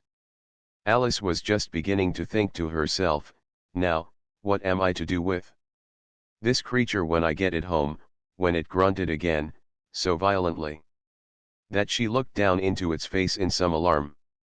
This time there could be no mistake about it, it was neither more nor less than a pig, and she felt that it would be quite absurd for her to carry it further. So she set the little creature down, and felt quite relieved to see it trot away quietly into the wood. If it had grown up, she said to herself, it would have made a dreadfully ugly child, but it makes rather a handsome pig, I think. And she began thinking over other children she knew, who might do very well as pigs, and was just saying to herself, if one only knew the right way to change them when she was a little startled by seeing the Cheshire Cat sitting on a bough of a tree a few yards off. The cat only grinned when it saw Alice. It looked good-natured, she thought. Still it had very long claws and a great many teeth, so she felt that it ought to be treated with respect. Cheshire Puss, she began, rather timidly, as she did not at all know whether it would like the name. However, it only grinned a little wider. Come, it's pleased so far, thought Alice, and she went on. Would you tell me, please, which way I ought to go from here? That depends a good deal on where you want to get to, said the cat. I don't much care where, said Alice. Then it doesn't matter which way you go, said the cat. So long as I get somewhere, Alice added as an explanation. Oh, you're sure to do that, said the cat, if you only walk long enough. Alice felt that this could not be denied, so she tried another question. What sort of people live about here? In that direction, the cat said, waving its right paw round, lives a hatter, and in that direction, waving the other paw, lives a March hare. Visit either you like, they're both mad. But I don't want to go among mad people, Alice remarked. Oh, you can't help that, said the cat, we're all mad here. I'm mad. You're mad. How do you know I'm mad, said Alice. You must be, said the cat, or you wouldn't have come here. Alice didn't think that proved it at all, however, she went on and.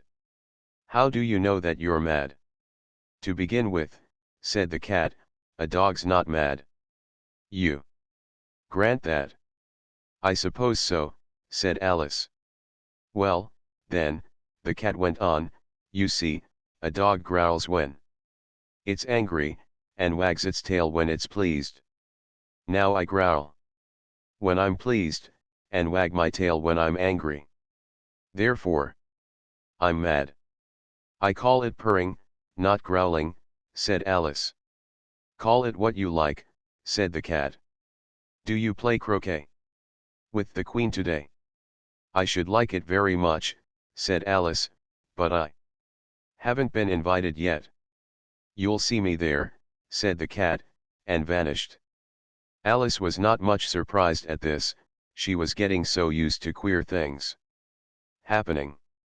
While she was looking at the place where it had been, it suddenly appeared again. By the by, what became of the baby, said the cat. I'd nearly forgotten to ask. It turned into a pig, Alice quietly said, just as if it had come back in a natural way. I thought it would, said the cat, and vanished again. Alice waited a little, half expecting to see it again, but it did not appear. And after a minute or two she walked on in the direction in which the March hare was said to live. I've seen hatters before, she said to herself, the March hare will be much the most interesting, and perhaps as this is May it won't be raving mad, at least not so mad as it was in March. As she said this, she looked up, and there was the cat again, sitting on a branch of a tree. Did you say pig, or fig? Said the cat. I said pig, replied Alice, and I wish you wouldn't keep appearing and vanishing so suddenly, you make one quite giddy.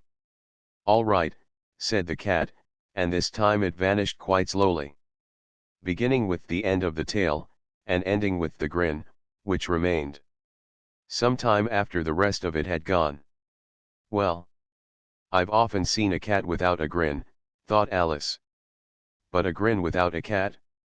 It's the most curious thing I ever saw in my life.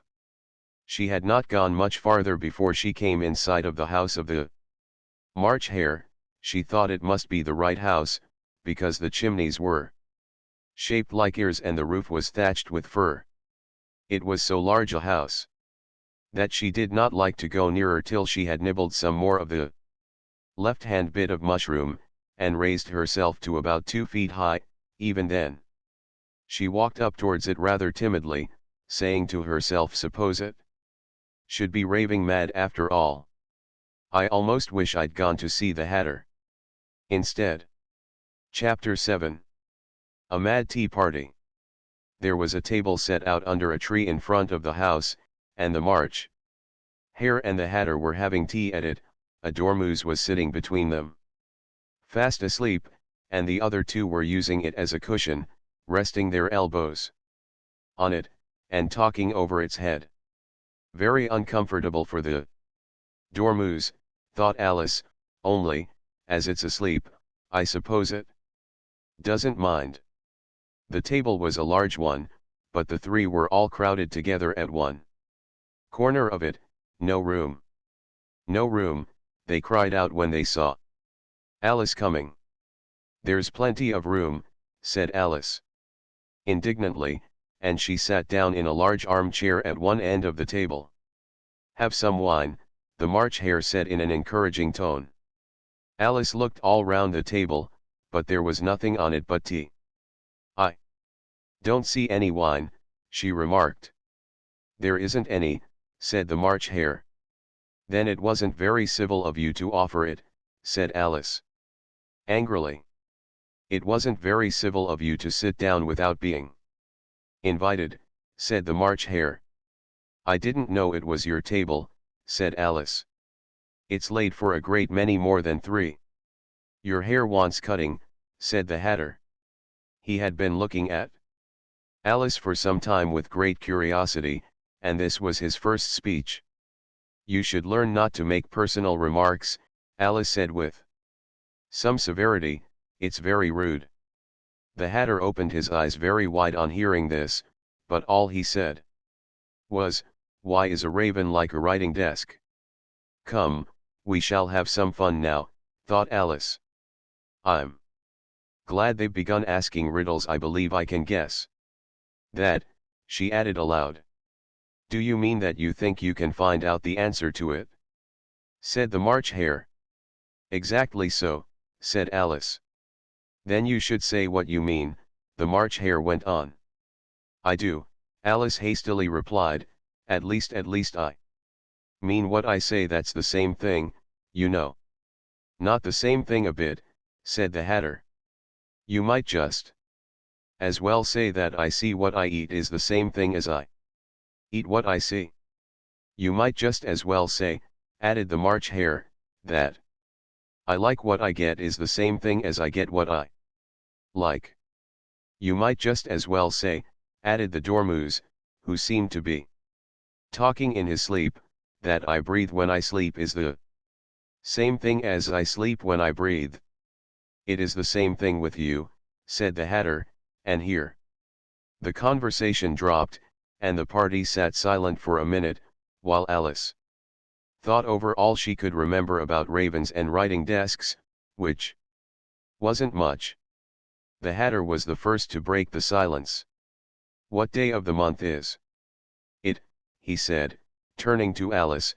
He had taken his watch out of his pocket and was looking at it uneasily, shaking it every now and then, and holding it to his ear. Alice considered a little, and then said the fourth. 2 days wrong, sighed the Hatter. I told you butter wouldn't suit the works, he added, looking angrily at the March Hare. It was the best butter, the March Hare meekly replied. Yes, but some crumbs must have got in as well, the Hatter grumbled. You shouldn't have put it in with the bread knife. The March Hare took the watch and looked at it gloomily, then he dipped it into his cup of tea, and looked at it again, but he could think of nothing better to say than his first remark, it was the best butter, you know. Alice had been looking over his shoulder with some curiosity. What a funny watch, she remarked. It tells the day of the month, and doesn't tell what o'clock it is. Why should it? Muttered the Hatter. Does your watch tell you what year it is? Of course not, Alice replied very readily, but that's because it stays the same year for such a long time together. Which is just the case with mine, said the Hatter. Alice felt dreadfully puzzled. The Hatter's remark seemed to have no sort of meaning in it, and yet it was certainly English. I don't quite understand you, she said, as politely as she could. The Dormouse is asleep again, said the Hatter, and he poured a little hot tea upon its nose. The Dormouse shook its head impatiently, and said, without opening its eyes, of course, just what I was going to remark myself. Have you guessed the riddle yet? The Hatter said, turning to Alice again. No, I give it up, Alice replied. What's the answer? I haven't the slightest idea, said the Hatter. Nor I, said the March Hare. Alice sighed wearily. I think you might do something better with the time, she said, than waste it in asking riddles that have no answers. If you knew time as well as I do, said the Hatter, you wouldn't talk about wasting it. It's him. I don't know what you mean, said Alice. Of course you don't, the Hatter said, tossing his head contemptuously. I dare say you never even spoke to time. Perhaps not, Alice cautiously replied, but I know I have. To beat time when I learn music. Ah, that accounts for it, said the Hatter. He won't stand beating. Now, if you only kept on good terms with him, he'd do almost anything you liked with the clock. For instance, suppose it were 9 o'clock in the morning, just time to begin lessons, you'd only have to whisper a hint to time, and round goes the clock in a twinkling. 1:30, time for dinner. I only wish it was, the March Hare said to itself in a whisper. That would be grand, certainly, said Alice thoughtfully. But then I shouldn't be hungry for it, you know. Not at first, perhaps, said the Hatter, but you could keep it to 1:30 as long as you liked. Is that the way you manage? Alice asked. The Hatter shook his head mournfully. Not I, he replied. We quarreled last March just before he went mad, you know, pointing with his teaspoon at the March Hare. It was at the great concert given by the Queen of Hearts, and I had to sing. Twinkle, twinkle, little bat. How I wonder what you're at. You know the song, perhaps. I've heard something like it, said Alice. It goes on, you know, the Hatter continued, in this way. Up above the world you fly. Like a tea tray in the sky. Twinkle, twinkle. Here the Dormouse shook itself, and began singing in its sleep. Twinkle, twinkle, twinkle, twinkle, and went on so long that they had to pinch it to make it stop. Well, I'd hardly finished the first verse, said the Hatter, when the Queen jumped up and bawled out, he's murdering the time. Off with his head. How dreadfully savage, exclaimed Alice. And ever since that, the Hatter went on in a mournful tone. He won't do a thing I ask. It's always 6 o'clock. Now. A bright idea came into Alice's head. Is that the reason so many tea things are put out here? She asked. Yes, that's it, said the Hatter with a sigh. It's always tea time, and we've no time to wash the things between whiles. Then you keep moving round, I suppose, said Alice. Exactly so, said the Hatter, as the things get used up. But what happens when you come to the beginning again? Alice ventured to ask. Suppose we change the subject, the March Hare interrupted, yawning. I'm getting tired of this. I vote the young lady tells us a story. I'm afraid I don't know one, said Alice, rather alarmed at the proposal. Then the Dormouse shall, they both cried. Wake up, Dormouse. And they pinched it on both sides at once. The Dormouse slowly opened his eyes. I wasn't asleep, he said in a hoarse, feeble voice, I heard every word you fellows were saying. Tell us a story, said the March Hare. Yes, please do, pleaded Alice. And be quick about it, added the Hatter, or you'll Be asleep again before it's done. Once upon a time there were 3 little sisters, the Dormouse. Began in a great hurry, and their names were Elsie, Lacey, and Tilly. And they lived at the bottom of a well. What did they live on? Said Alice, who always took a great interest in questions of eating and drinking. They lived on treacle, said the Dormouse, after thinking a minute or two.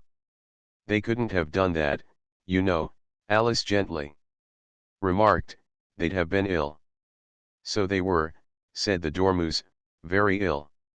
Alice tried to fancy to herself what such an extraordinary ways of living would be like, but it puzzled her too much, so she went on, but why did they live at the bottom of a well? Take some more tea, the March Hare said to Alice, very earnestly. I've had nothing yet, Alice replied in an offended tone. So I can't take more. You mean you can't take less, said the Hatter. It's very easy to take more than nothing.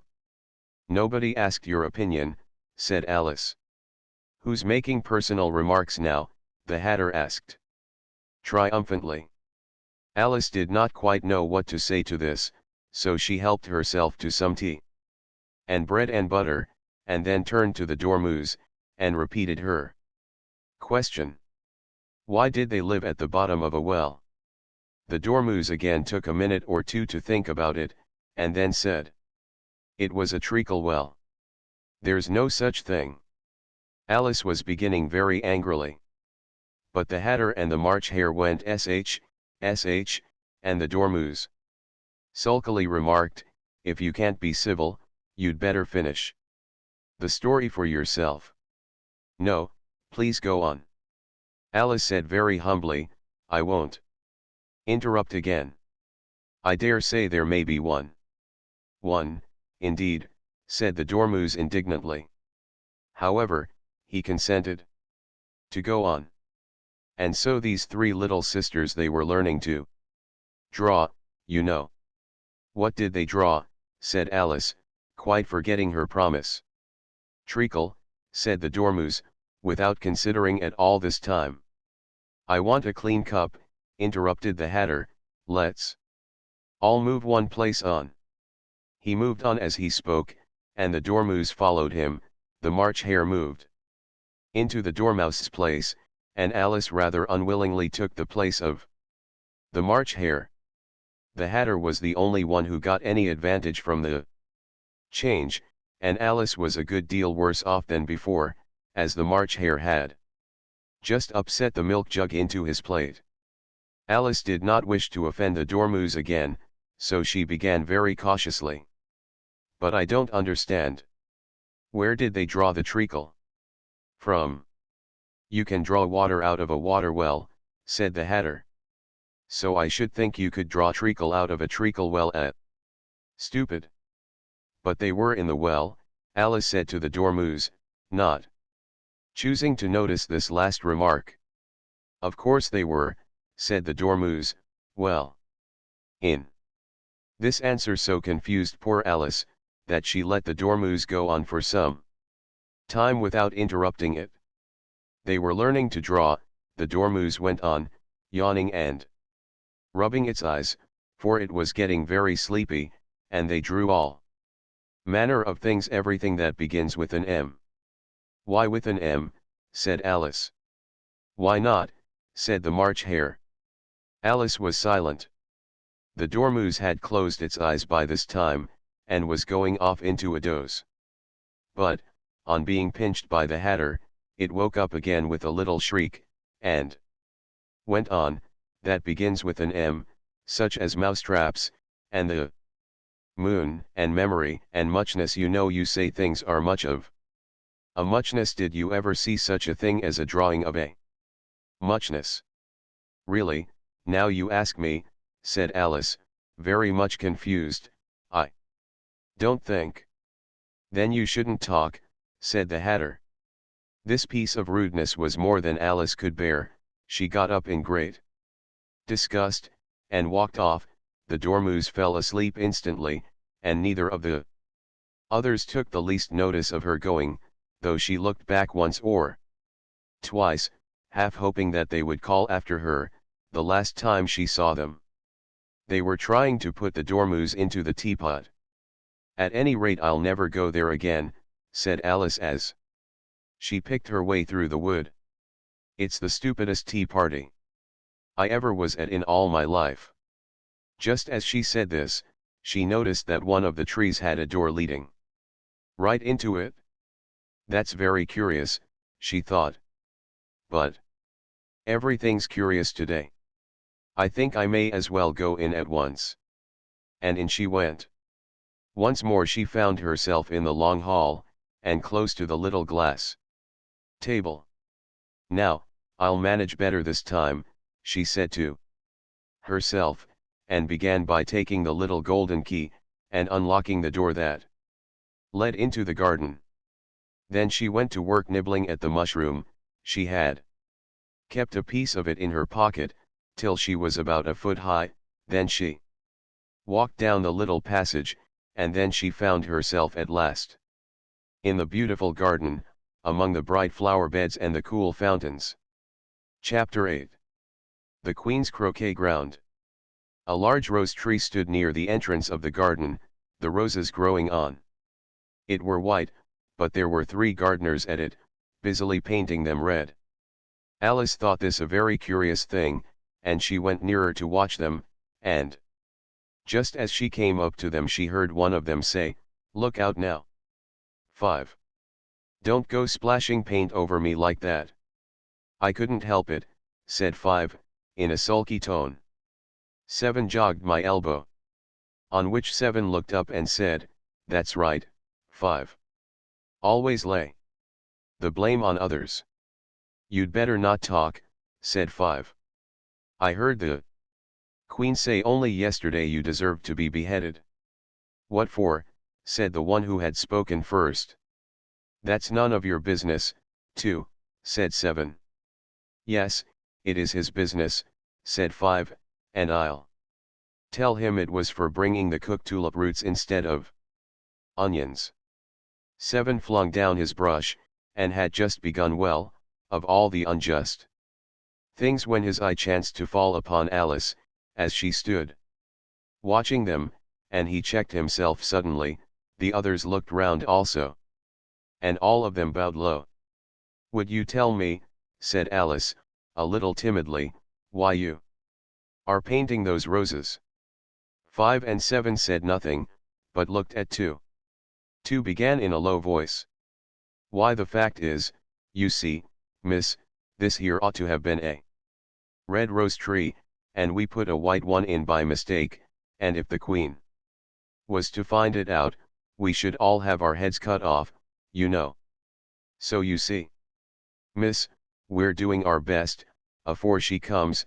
To at this moment 5, who had been anxiously looking across the garden, called out, "The Queen! The Queen!" and the 3 gardeners instantly threw themselves flat upon their faces. There was a sound of many footsteps, and Alice looked round, eager to see the Queen. First came 10 soldiers carrying clubs. These were all shaped like the 3 gardeners, oblong and flat, with their hands and feet at the corners. Next the 10 courtiers. These were ornamented all over with diamonds, and walked 2 and 2, as the soldiers did. After these came the royal children. There were 10 of them, and the little dears came jumping merrily along hand in hand, in couples. They were all ornamented with hearts. Next came the guests, mostly kings and queens, and among them Alice recognized the White Rabbit. It was talking in a hurried, nervous manner, smiling at everything that was said, and went by without noticing her. Then followed the Knave of Hearts, carrying the king's crown on a crimson velvet cushion, and, last of all this grand procession, came the King and Queen of Hearts. Alice was rather doubtful whether she ought not to lie down on her face like the 3 gardeners, but she could not remember ever having heard of such a rule at processions, and besides, what would be the use of a procession, thought she, if people had all to lie down upon their faces, so that they couldn't see it. So she stood still where she was, and waited. When the procession came opposite to Alice, they all stopped and looked at her. And the queen said severely, "Who is this?" She said it to the knave of hearts, who only bowed and smiled in reply. "Idiot," said the queen, tossing her head impatiently, and, turning to Alice, she went on, "What's your name, child?" "My name is Alice, so please your majesty," said Alice very politely, but she added, to herself, "Why, they're only a pack of cards, after all. I needn't be afraid of them." "And who are these?" said the queen, pointing to the 3 gardeners who were lying round the rose tree, for, you see, as they were lying on their faces, and the pattern on their backs was the same as the rest of the pack, she could not tell whether they were gardeners, or soldiers, or courtiers, or 3 of her own children. "How should I know?" said Alice, surprised at her own courage. "It's no business of mine." The queen turned crimson with fury, and, after glaring at her for a moment like a wild beast, screamed off with her head off. "Nonsense," said Alice, very loudly and decidedly, and the queen was silent. The king laid his hand upon her arm, and timidly said, "Consider, my dear. She is only a child." The queen turned angrily away from him, and said to the knave, "Turn them over." The knave did so, very carefully, with one foot. "Get up," said the queen, in a shrill, loud voice, and the 3 gardeners instantly jumped up, and began bowing to the king, the queen, the royal children, and everybody else. "Leave off that," screamed the queen. "You make me giddy." And then, turning to the rose tree, she went on, "What have you been doing here?" "May it please your majesty," said two, in a very humble tone, going down on one knee as he spoke, "we were trying." "I see," said the queen, who had meanwhile been examining the roses. Off with their heads, and the procession moved on. 3 of the soldiers remaining behind to execute the unfortunate gardeners, who ran to Alice for protection. "You shan't be beheaded," said Alice, and she put them into a large flower pot that stood near. The 3 soldiers wandered about for a minute or 2, looking for them, and then quietly marched off after the others. "Are their heads off?" shouted the queen. "Their heads are gone, if it please your majesty," the soldiers shouted in reply. "That's right," shouted the queen. "Can you play croquet?" The soldiers were silent, and looked at Alice, as the question was evidently meant for her. "Yes," shouted Alice.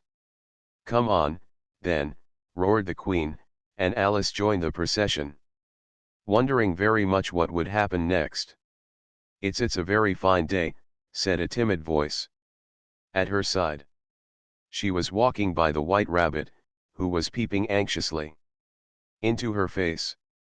"Very," said Alice, "where's the Duchess?" "Hush! Hush!" said the rabbit in a low, hurried tone. He looked anxiously over his shoulder as he spoke, and then raised himself upon tiptoe, put his mouth close to her ear, and whispered, "She's under sentence of execution." "What for?" said Alice. "Did you say what a pity?" the rabbit asked. "No, I didn't," said Alice, "I don't think it's at all a pity. I said what for." "She boxed the queen's ears," the rabbit began. Alice gave a little scream of laughter. "Oh, hush," the rabbit whispered in a frightened tone. "The queen will hear you. You see, she came rather late," and the queen said. "Get to your places," shouted the queen in a voice of thunder, and People began running about in all directions, tumbling up against each other. However, they got settled down in a minute or two, and the game began. Alice thought she had never seen such a curious croquet ground in her life. It was all ridges and furrows, the balls were live hedgehogs, the mallets live flamingos, and the soldiers had to double themselves up and to stand on their hands and feet, to make the arches. The chief difficulty Alice found at first was in managing her flamingo. She succeeded in getting its body tucked away, comfortably enough, under her arm, with its legs hanging down, but generally, just as she had got its neck nicely straightened out, and was going to give the hedgehog a blow with its head, it would twist itself round and look up in her face, with such a puzzled expression that she could not help bursting out laughing, and when she had got its head down, and was going to begin again, it was very provoking to find that the hedgehog had unrolled itself, and was in the act of crawling away. Besides all this, there was generally a ridge or furrow in the way wherever she wanted to send the hedgehog to, and, as the doubled-up soldiers were always getting up and walking off to other parts of the ground, Alice soon came to the conclusion that it was a very difficult game indeed. The players all played at once without waiting for turns, quarreling all the while, and fighting for the hedgehogs, and in a very short time the queen was in a furious passion, and went stamping about, and shouting off with his head, or off with her head, about once in a minute. Alice began to feel very uneasy. To be sure, she had not as yet had any dispute with the queen, but she knew that it might happen any minute, and then, thought she, what would become of me? They're dreadfully fond of beheading people here. The great wonder is, that there's any one left alive. She was looking about for some way of escape, and wondering whether she could get away without being seen, when she noticed a curious appearance in the air. It puzzled her very much at first, but, after watching it a minute or two, she made it out to be a grin, and she said to herself, it's the Cheshire Cat. Now I shall have somebody to talk to. How are you getting on? Said the cat, as soon as there was mouth enough for it to speak with. Alice waited till the eyes appeared, and then nodded. It's no use speaking to it, she thought, till its ears have come, or at least one of them. In another minute the whole head appeared, and then Alice put down her flamingo, and began an account of the game, feeling very glad she had someone to listen to her.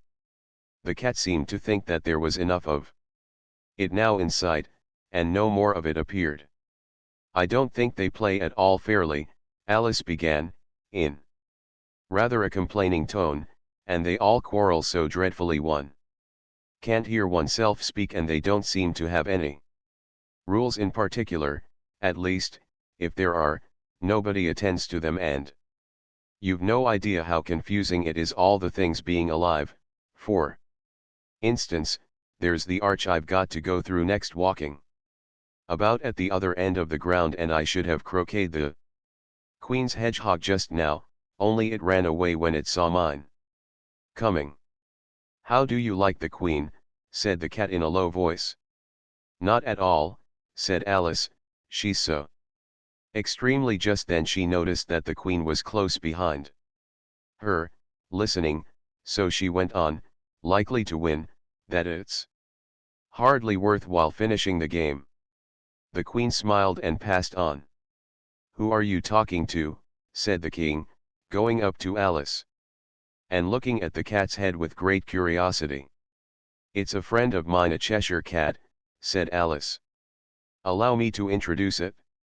I don't like the look of it at all, said the king. However, it may kiss my hand if it likes. I'd rather not, the cat remarked. Don't be impertinent, said the king, and don't look at me like that.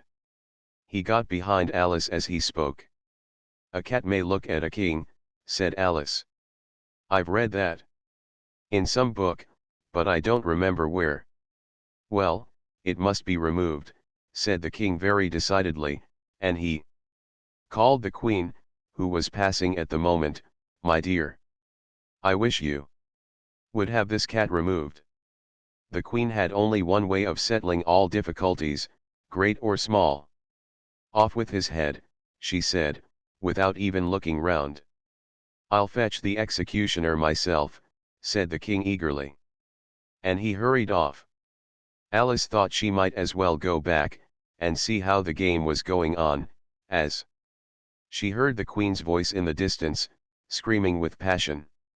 She had already heard her sentence 3 of the players to be executed for having missed their turns, and she did not like the look of things at all, as the game was in such confusion that she never knew whether it was her turn or not. So she went in search of her hedgehog. The hedgehog was engaged in a fight with another hedgehog, which seemed to Alice an excellent opportunity for croqueting one of them with the other. The only difficulty was, that her flamingo was gone across to the other side of the garden, where Alice could see it trying in a helpless sort of way to fly up into a tree. By the time she had caught the flamingo and brought it back, the fight was over, and both the hedgehogs were out of sight. But it doesn't matter much, thought Alice, as all the arches are gone from this side of the ground. So she tucked it away under her arm, that it might not escape again, and went back for a little more conversation with her friend. When she got back to the Cheshire Cat, she was surprised to find quite a large crowd collected round it. There was a dispute going on between the executioner, the king, and the queen, who were all talking at once, while all the rest were quite silent, and looked very uncomfortable. The moment Alice appeared, she was appealed to by all 3 to settle the question, and they repeated their arguments to her, though, as they all spoke at once, she found it very hard indeed to make out exactly what they said.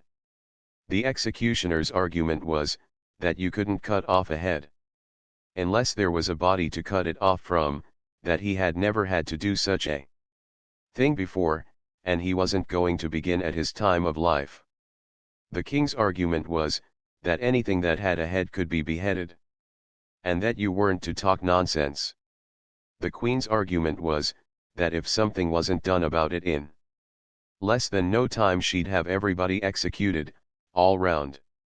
It was this last remark that had made the whole party look so grave and anxious.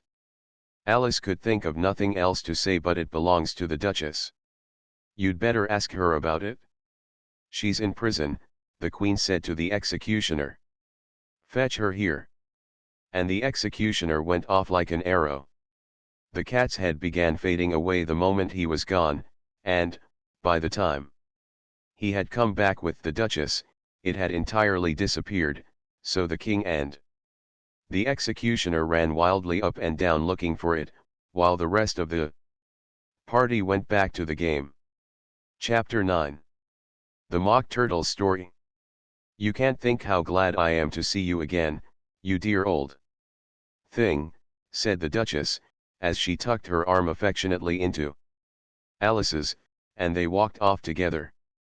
Alice was very glad to find her in such a pleasant temper, and thought to herself that perhaps it was only the pepper that had made her so savage when they met in the kitchen. When I'm a duchess, she said to herself, not in a very hopeful tone though, I won't have any pepper in my kitchen at all.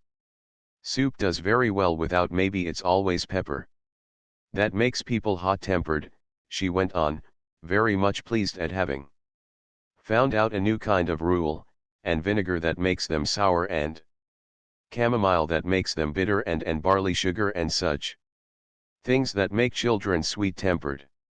I only wish people knew that. Then they wouldn't be so stingy about it, you know. She had quite forgotten the Duchess by this time, and was a little startled when she heard her voice close to her ear. You're thinking about something, my dear, and that makes you forget to talk. I can't tell you just now what the moral of that is, but I shall remember it in a bit. Perhaps it hasn't one, Alice ventured to remark. Tut, tut, child, said the Duchess. Everything's got a moral, if only you can find it. And she squeezed herself up closer to Alice's side as she spoke.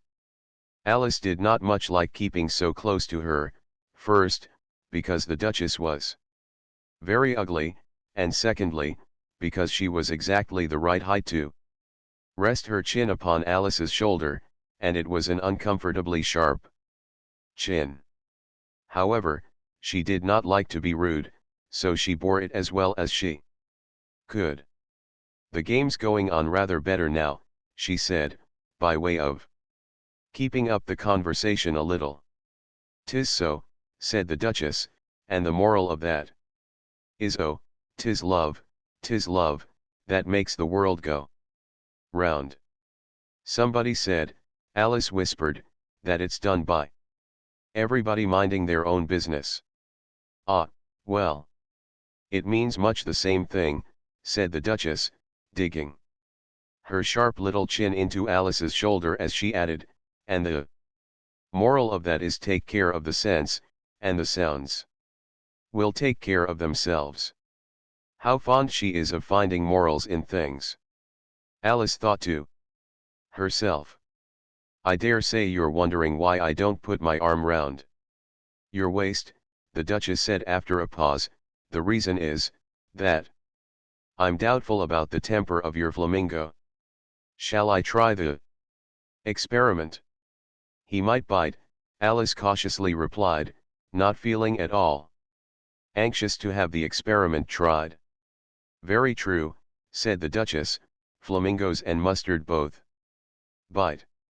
And the moral of that is birds of a feather flock together." "Only mustard isn't a bird," Alice remarked. "Right, as usual," said the Duchess. "What a clear way you have of putting things." "It's a mineral, I think," said Alice. "Of course it is," said the Duchess, who seemed ready to agree to everything that Alice said. "There's a large mustard mine near here. And the moral of that is the more there is of mine, the less there is of yours." "Oh, I know," exclaimed Alice, who had not attended to this last remark. "It's a vegetable. It doesn't look like one, but it is." "I quite agree with you," said the Duchess, "and the moral of that is, be what you would seem to be, or if you'd like it put more simply, never imagine yourself not to be otherwise than what it might appear to others that what you were or might have been was not otherwise than what you had been would have appeared to them to be otherwise." "I think I should understand that better," Alice said very politely, "if I had it written down, but I can't quite follow it as you say it." "That's nothing to what I could say if I chose," the Duchess replied, in a pleased tone. "Pray don't trouble yourself to say it any longer than that," said Alice. "Oh, don't talk about trouble," said the Duchess. "I make you a present of everything I've said as yet." A cheap sort of present, thought Alice. "I'm glad they don't give birthday presents like that." But she did not venture to say it out loud. Thinking again, the Duchess asked, with another dig of her sharp little chin. "I've a right to think," said Alice sharply, for she was beginning to feel a little worried. "Just about as much right," said the Duchess, "as pigs have to fly, and the But here, to Alice's great surprise, the Duchess's voice died away. Even in the middle of her favorite word moral, and the arm that was linked into hers began to tremble. Alice looked up, and there stood the Queen in front of them, with her arms folded, frowning like a thunderstorm. "A fine day, Your Majesty," the Duchess began in a low, weak voice. "Now, I give you fair warning," shouted the Queen, stamping on the Ground as she spoke, either you or your head must be off, and that in about half no time. Take your choice. The Duchess took her choice, and was gone in a moment. Let's go on with the game, the Queen said to Alice, and Alice was too much frightened to say a word, but slowly followed her back to the croquet ground. The other guests had taken advantage of the Queen's absence, and were resting in the shade. However, the moment they saw her, they hurried back to the game, the Queen merely remarking that a moment's delay would cost them their lives. All the time they were playing, the Queen never left off quarreling with the other players, and shouting off with his head, or off with her head. Those whom she sentenced were taken into custody by the soldiers, who of course had to leave off being arches to do this, so that by the end of half an hour or so there were no arches left, and all the players, except the King, the Queen, and Alice, were in custody and under sentence of execution. Then the Queen left off, quite out of breath, and said to Alice, "Have you seen the Mock Turtle yet?" "No," said Alice. "I don't even know what a Mock Turtle is." "It's the thing Mock Turtle soup is made from," said the Queen. "I never saw one, or heard of one," said Alice. "Come on, then," said the Queen, "and he shall tell you his history." As they walked off together, Alice heard the King say in a low voice, to the company generally, "You are all pardoned. Come." "That's a good thing," she said to herself, for she had felt quite unhappy at the number of executions the Queen had ordered. They very soon came upon a griffin, lying fast asleep in the sun. If you don't know what a griffin is, look at the picture. "Up, lazy thing," said the Queen, "and take this young lady to see the Mock Turtle, and to hear his history. I must go back and see after some executions I have ordered," and she walked off, leaving Alice alone with the griffin. Alice did not quite like the look of the creature, but on the whole she thought it would be quite as safe to stay with it as to go after that savage Queen, so she waited. The griffin sat up and rubbed its eyes, then it watched the Queen till she was out of sight, then it chuckled. "What fun," said the griffin, half to itself, half to Alice. "What is the fun?" said Alice. "Why, she," said the griffin. "It's all her fancy, that, they never executes nobody, you know. Come on." "Everybody says come on, here," thought Alice, as she went slowly after it. "I never was so ordered about in all my life. Never." They had not gone far before they saw the Mock Turtle in the distance, sitting sad and lonely on a little ledge of rock, and, as they came nearer, Alice could hear him sighing as if his heart would break. She pitied him deeply. "What is his sorrow?" she asked the griffin, and the griffin answered, very nearly in the same words as before, "It's all his fancy, that, he hasn't got no sorrow, you know. Come on." So they went up to the Mock Turtle, who looked at them with large eyes full of tears, but said nothing. "This here young lady," said the griffin, "she wants for to know your history, she do." "I'll tell it her," said the Mock Turtle in a deep, hollow tone. "Sit down, both of you, and don't speak a word till I've finished." So they sat down, and nobody spoke for some minutes. Alice thought to herself, "I don't see how he can ever finish, if he doesn't begin." But she waited patiently. "Once," said the Mock Turtle at last, with a deep sigh, "I was a real turtle." These words were followed by a very long silence, broken only by an occasional exclamation of "HJCKRRH," from the griffin, and the constant heavy sobbing of the Mock Turtle. Alice was very nearly getting up and saying Thank you, sir, for your interesting story, but she could not help thinking there must be more to come, so she sat still and said nothing. When we were little, the Mock Turtle went on at last, more calmly, though still sobbing a little now and then, we went to school in the sea. The master was an old turtle. We used to call him Tortoise. Why did you call him Tortoise, if he wasn't one? Alice asked. We called him Tortoise because he taught us, said the Mock Turtle angrily. Really, you are very dull.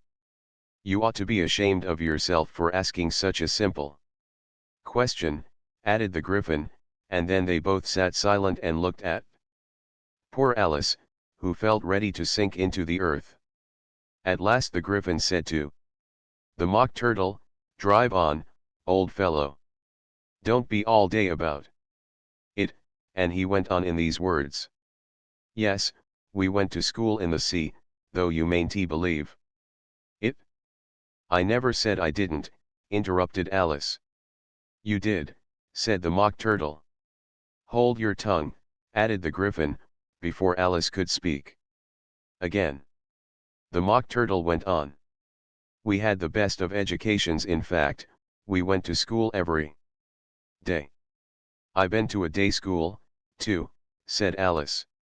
You needn't be so proud as all that. With extras?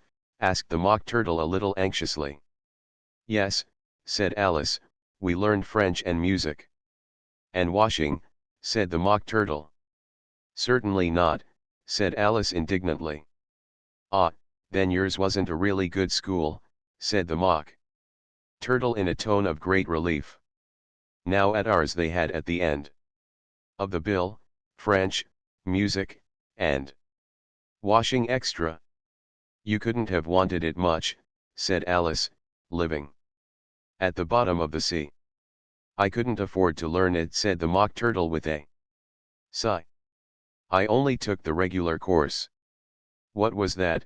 Inquired Alice. Reeling and writhing, of course, to begin with, the Mock Turtle replied, and then the different branches of arithmetic: ambition, distraction, uglification, and derision.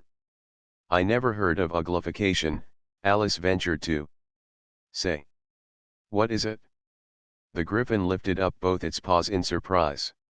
What? Never heard of uglifying, it exclaimed. You know what to beautify is, I suppose. Yes, said Alice doubtfully, it means to make anything prettier. Well, then, the Gryphon went on, if you don't know what to uglify is, you are a simpleton. Alice did not feel encouraged to ask any more questions about it, so she turned to the Mock Turtle, and said, what else had you to learn? Well, there was mystery, the Mock Turtle replied, counting off the subjects on his flappers: mystery, ancient and modern, with caeography, then drawling. The drawling master was an old conger eel, that used to come once a week. He taught us drawling, stretching, and fainting in coils. What was that like? Said Alice. Well, I can't show it you myself, the Mock Turtle said. I'm too stiff. And the Gryphon never learned it? Hadn't time, said the Gryphon. I went to the classics master, though. He was an old crab, he was. I never went to him, the Mock Turtle said with a sigh. He taught laughing and grief, they used to say. So he did, said the Gryphon, sighing in his turn, and both creatures hid their faces in their paws. And how many hours a day did you do lessons? Said Alice, in a hurry to change the subject. 10 hours the first day, said the Mock Turtle, 9 the next, and so on. What a curious plan, exclaimed Alice. That's the reason they're called lessons, the Gryphon remarked, because they lesson from day to day. This was quite a new idea to Alice, and she thought it over a little before she made her next remark. Then the 11th day must have been a holiday. Of course it was, said the Mock Turtle. And how did you manage on the 12th? Alice went on eagerly. That's enough about lessons, the Gryphon interrupted in a very decided tone. Tell her something about the games now. Chapter X. The Lobster Quadrille. The Mock Turtle sighed deeply, and drew the back of one flapper across his eyes. He looked at Alice, and tried to speak, but for a minute or two sobs choked his voice. Same as if he had a bone in his throat, said the Gryphon, and it set to work shaking him and punching him in the back. At last the Mock Turtle recovered his voice, and, with tears running down his cheeks, he went on again. You may not have lived much under the sea, I haven't, said Alice, and perhaps you were never even introduced to a lobster. Alice began to say I once tasted, but checked herself hastily, and said no. Never, so you can have no idea what a delightful thing a lobster quadrille is. No, indeed, said Alice. What sort of a dance is it? Why, said the Gryphon, you first form into a line along the seashore. 2 lines, cried the Mock Turtle. Seals, turtles, salmon. And so on, then, when you've cleared all the jellyfish out of the way. That generally takes some time, interrupted the Gryphon. You advance twice. Each with a lobster as a partner, cried the Gryphon. Of course, the Mock Turtle said, advance twice, set 2 partners. Change lobsters, and retire in same order, continued the Gryphon. Then, you know, the Mock Turtle went on, you throw the lobsters, shouted the Gryphon, with a bound into the air. As far out to sea as you can. Swim after them, screamed the Gryphon. Turn a somersault in the sea, cried the Mock Turtle, capering wildly about. Change lobsters again, yelled the Gryphon at the top of its voice.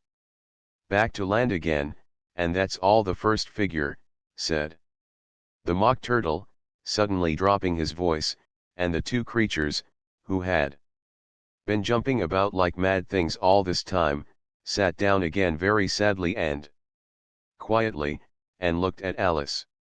It must be a very pretty dance, said Alice timidly.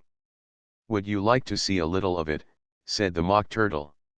Very much indeed, said Alice. Come, let's try the first figure, said the Mock Turtle to the Gryphon. We can do without lobsters, you know. Which shall sing? Oh, you sing, said the Gryphon. I've forgotten the words. So they began solemnly dancing round and round Alice, every now and then treading on her toes when they passed too close, and waving their forepaws to mark the time, while the Mock Turtle sang this, very slowly and sadly. Will you walk a little faster, said a whiting to a snail. There's a porpoise close behind us, and he's treading on my tail. See how eagerly the lobsters and the turtles all advance. They are waiting on the shingle. Will you come and join the dance? Will you, won't you, will you, won't you, will you join the dance? Will you, won't you, will you, won't you join the dance? You can really have no notion how delightful it will be when they take us up and throw us, with the lobsters, out to sea. But the snail replied too far, and gave a look askance. Said he thanked the whiting kindly, but he would not join the dance. Would not, could not, would not, could not, would not join the dance. Would not, could not, would not, could not join the dance. What matters it how far we go, his scaly friend replied.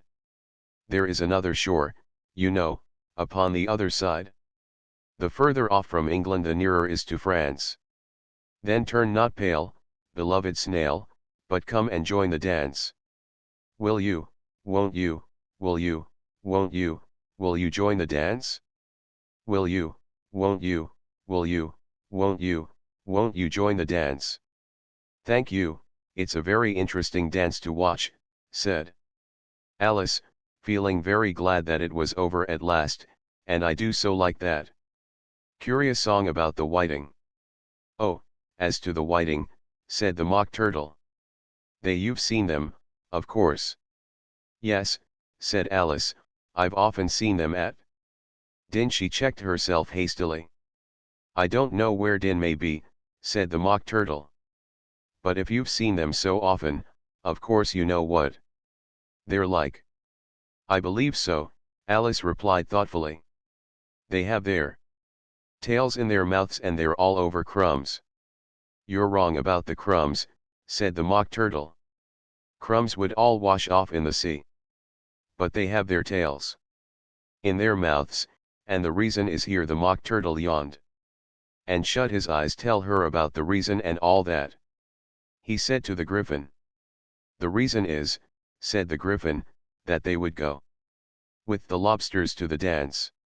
So they got thrown out to sea. So they had to fall a long way. So they got their tails fast in their mouths. So they couldn't get them out again. That's all. Thank you, said Alice, it's very interesting. I never knew so much about a whiting before. I can tell you more than that, if you like, said the Griffin. Do you know why it's called a whiting? I never thought about it, said Alice. Why? It does the boots and shoes, the Griffin replied very solemnly. Alice was thoroughly puzzled. Does the boots and shoes, she repeated in a wondering tone. Why, what are your shoes done with, said the Griffin. I mean, what makes them so shiny? Alice looked down at them, and considered a little before she gave her answer. They're done with blacking, I believe. Boots and shoes under the sea, the Griffin went on in a deep voice, are done with a whiting. Now you know. And what are they made of? Alice asked in a tone of great curiosity. Solace and eels, of course, the Griffin replied rather impatiently. Any shrimp could have told you that. If I'd been the whiting, said Alice, whose thoughts were still running on the song, I'd have said to the porpoise, keep back, please, we don't want you with us. They were obliged to have him with them, the Mock Turtle said. No wise fish would go anywhere without a porpoise. Wouldn't it really, said Alice in a tone of great surprise. Of course not, said the Mock Turtle. Why, if a fish came to me, and told me he was going a journey, I should say with what porpoise? Don't you mean purpose, said Alice. I mean what I say, the Mock Turtle replied in an offended tone. And the Griffin added, come, let's hear some of your adventures. I could tell you my adventures beginning from this morning, said Alice a little timidly, but it's no use going back to yesterday, because I was a different person then. Explain all that, said the Mock Turtle. No, no. The adventures first, said the Griffin in an impatient tone, explanations take such a dreadful time. So Alice began telling them her adventures from the time when she first saw the white rabbit. She was a little nervous about it just at first. The two creatures got so close to her, one on each side, and opened their eyes and mouth so very wide, but she gained courage as she went on. Her listeners were perfectly quiet till she got to the part about her repeating, "You are old, Father William," to the caterpillar, and the words all coming different, and then the Mock Turtle drew a long breath, and said, "That's very curious." "It's all about as curious as it can be," said the Griffin. "It all came different," the Mock Turtle repeated thoughtfully. "I should like to hear her try and repeat something now. Tell her to begin." He looked at the Griffin as if he thought it had some kind of authority over Alice. "Stand up and repeat, 'tis the voice of the Slug guard, said the Griffin. How the creatures order one about, and make one repeat lessons. Thought Alice, I might as well be at school at once. However, she got up, and began to repeat it, but her head was so full of the lobster quadrille, that she hardly knew what she was saying, and the words came very queer indeed. "'Tis the voice of the lobster," I heard him declare. "You have baked me too brown, I must sugar my hair." As a duck with its eyelids, so he with his nose trims his belt and his buttons, and turns out his toes. Later editions continued as follows. When the sands are all dry, he is gay as a lark, and will talk in contemptuous tones of the shark. But, when the tide rises and sharks are around, his voice has a timid and tremulous sound. That's different from what I used to say when I was a child, said the Griffin. Well, I never heard it before, said the Mock Turtle, but it sounds uncommon nonsense. Alice said nothing. She had sat down with her face in her hands, wondering if anything would ever happen in a natural way again. I should like to have it explained, said the Mock Turtle. She can't explain it, said the Griffin hastily. Go on with the next verse. But about his toes, the Mock Turtle persisted. How could he turn them out with his nose, you know? It's the first position in dancing. Alice said, but was dreadfully puzzled by the whole thing, and longed to change the subject. Go on with the next verse, the Griffin repeated impatiently.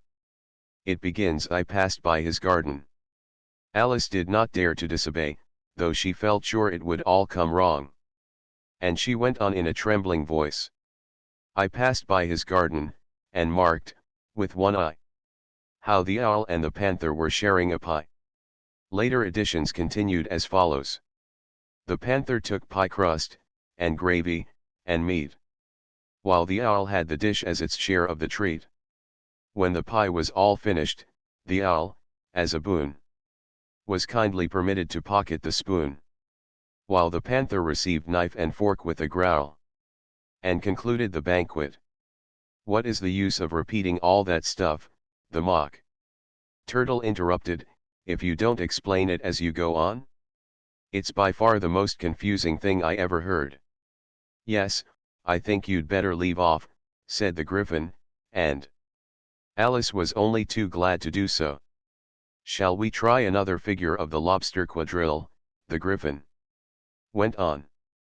Or would you like the Mock Turtle to sing you a song? Oh, a song, please, if the Mock Turtle would be so kind, Alice replied, so eagerly that the Griffin said, in a rather offended tone. No accounting for tastes. Sing her turtle soup. Will you, old fellow? The Mock Turtle sighed deeply, and began, in a voice sometimes choked with sobs, to sing this beautiful soup, so rich and green, waiting in a hot tureen. Who for such dainties would not stoop? Soup of the evening, beautiful soup. Soup of the evening, beautiful soup. Bo-o-a-ti fool su oop. Bo-o-a-ti fool su oop. Su oop of the evening. Beautiful, beautiful soup. Beautiful soup. Who cares for fish, game, or any other dish? Who would not give all else for 2p?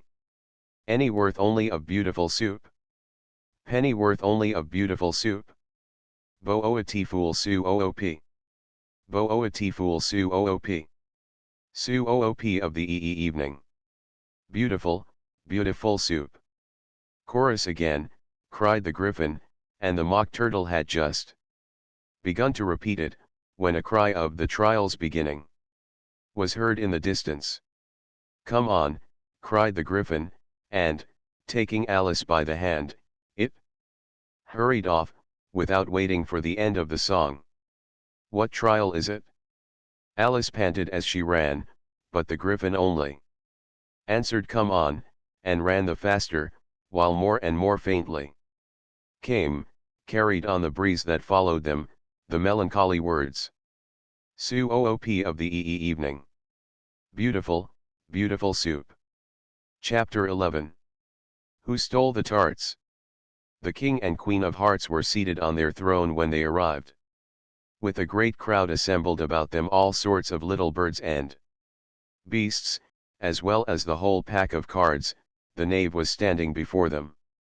In chains, with a soldier on each side to guard him, and near the king was the White Rabbit, with a trumpet in one hand, and a scroll of parchment in the other. In the very middle of the court was a table, with a large dish of tarts. Upon it, they looked so good, that it made Alice quite hungry to look at them. I wish they'd get the trial done, she thought, and hand round the refreshments.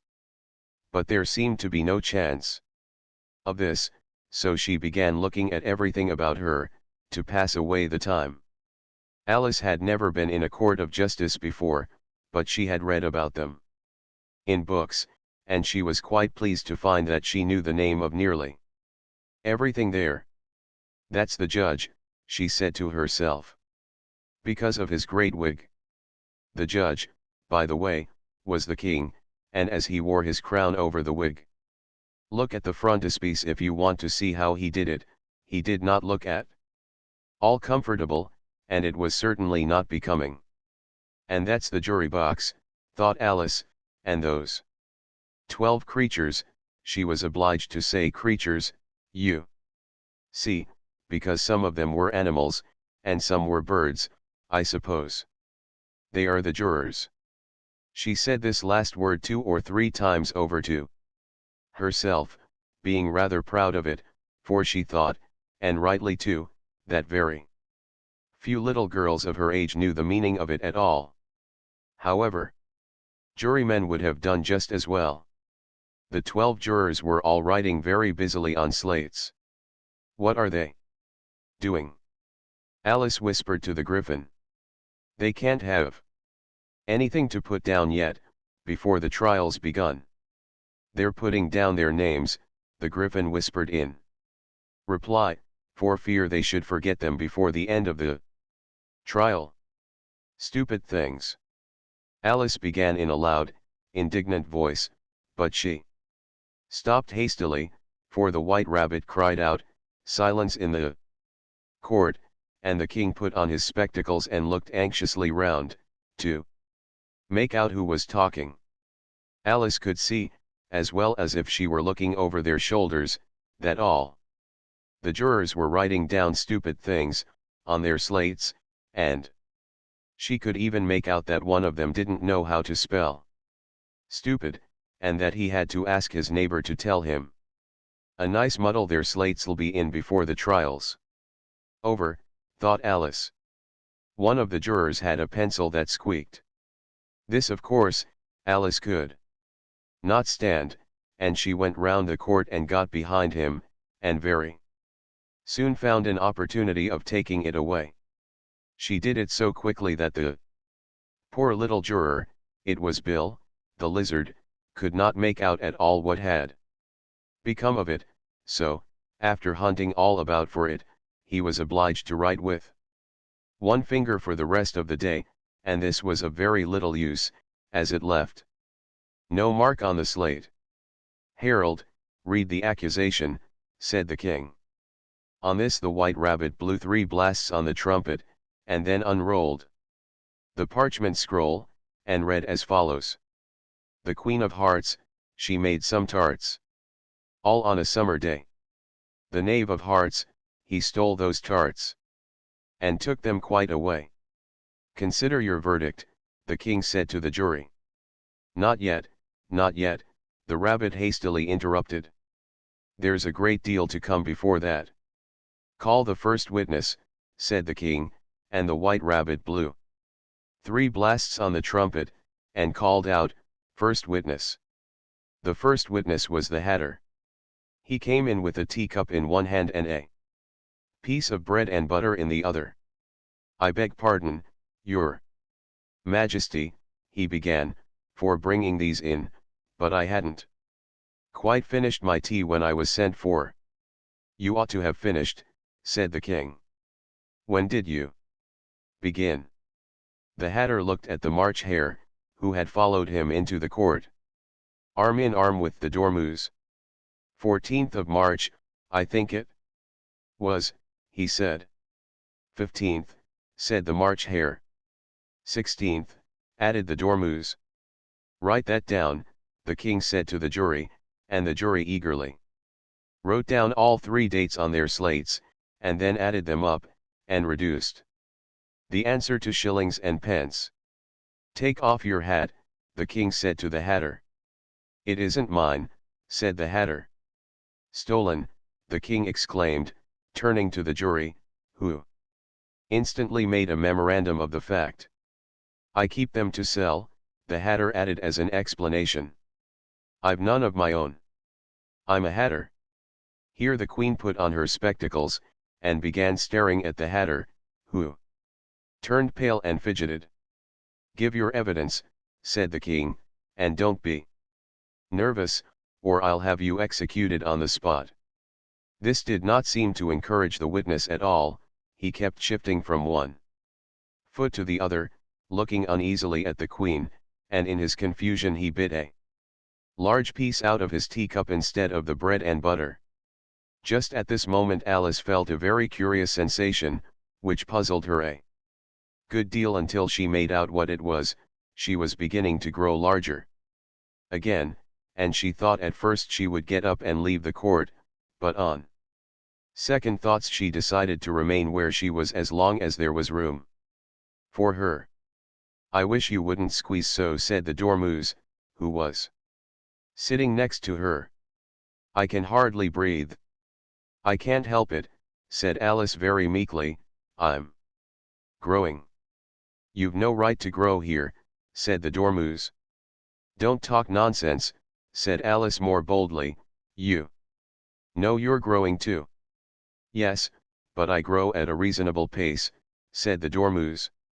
Not in that ridiculous fashion. And he got up very sulkily and crossed over to the other side of the court. All this time the Queen had never left off staring at the Hatter, and, just as the Dormouse crossed the court, she said to one of the officers of the court, bring me the list of the singers in the last concert, on which the wretched Hatter trembled so, that he shook both his shoes off. Give your evidence, the king repeated angrily, or I'll have you executed, whether you're nervous or not.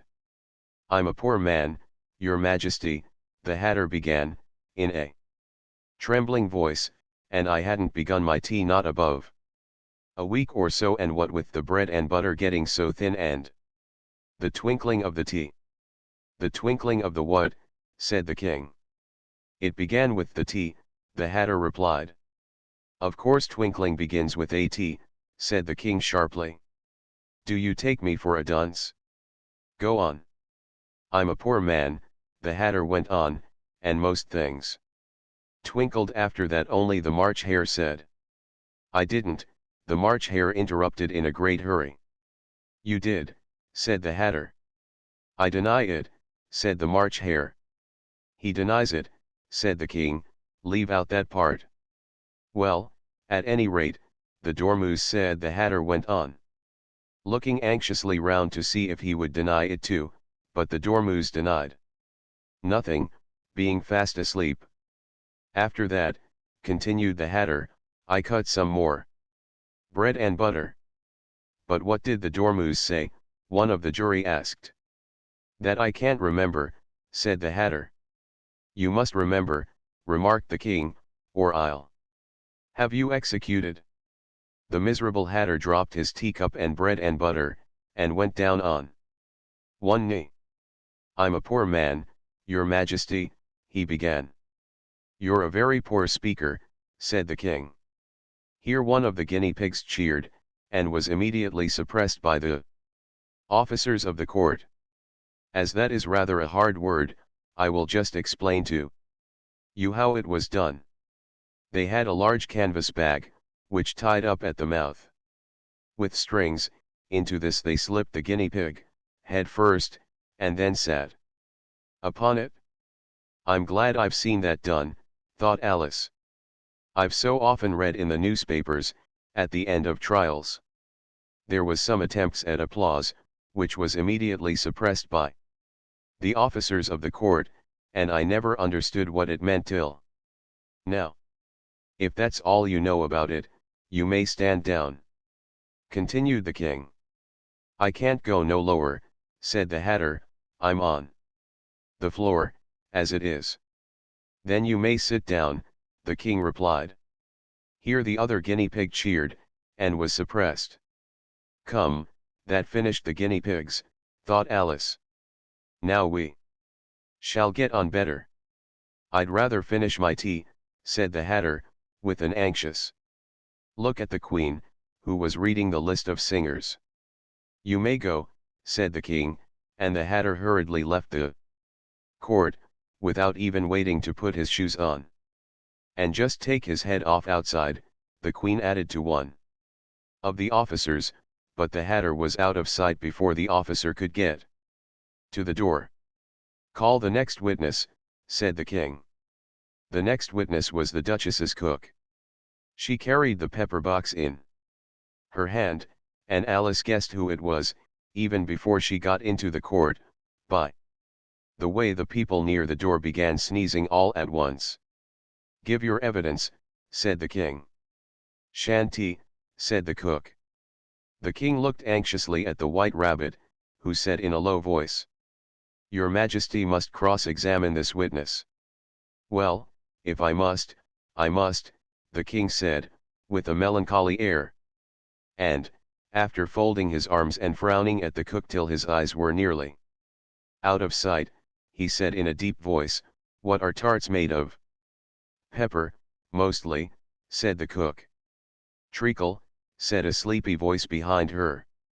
Collar that dormouse, the Queen shrieked out. Behead that dormouse.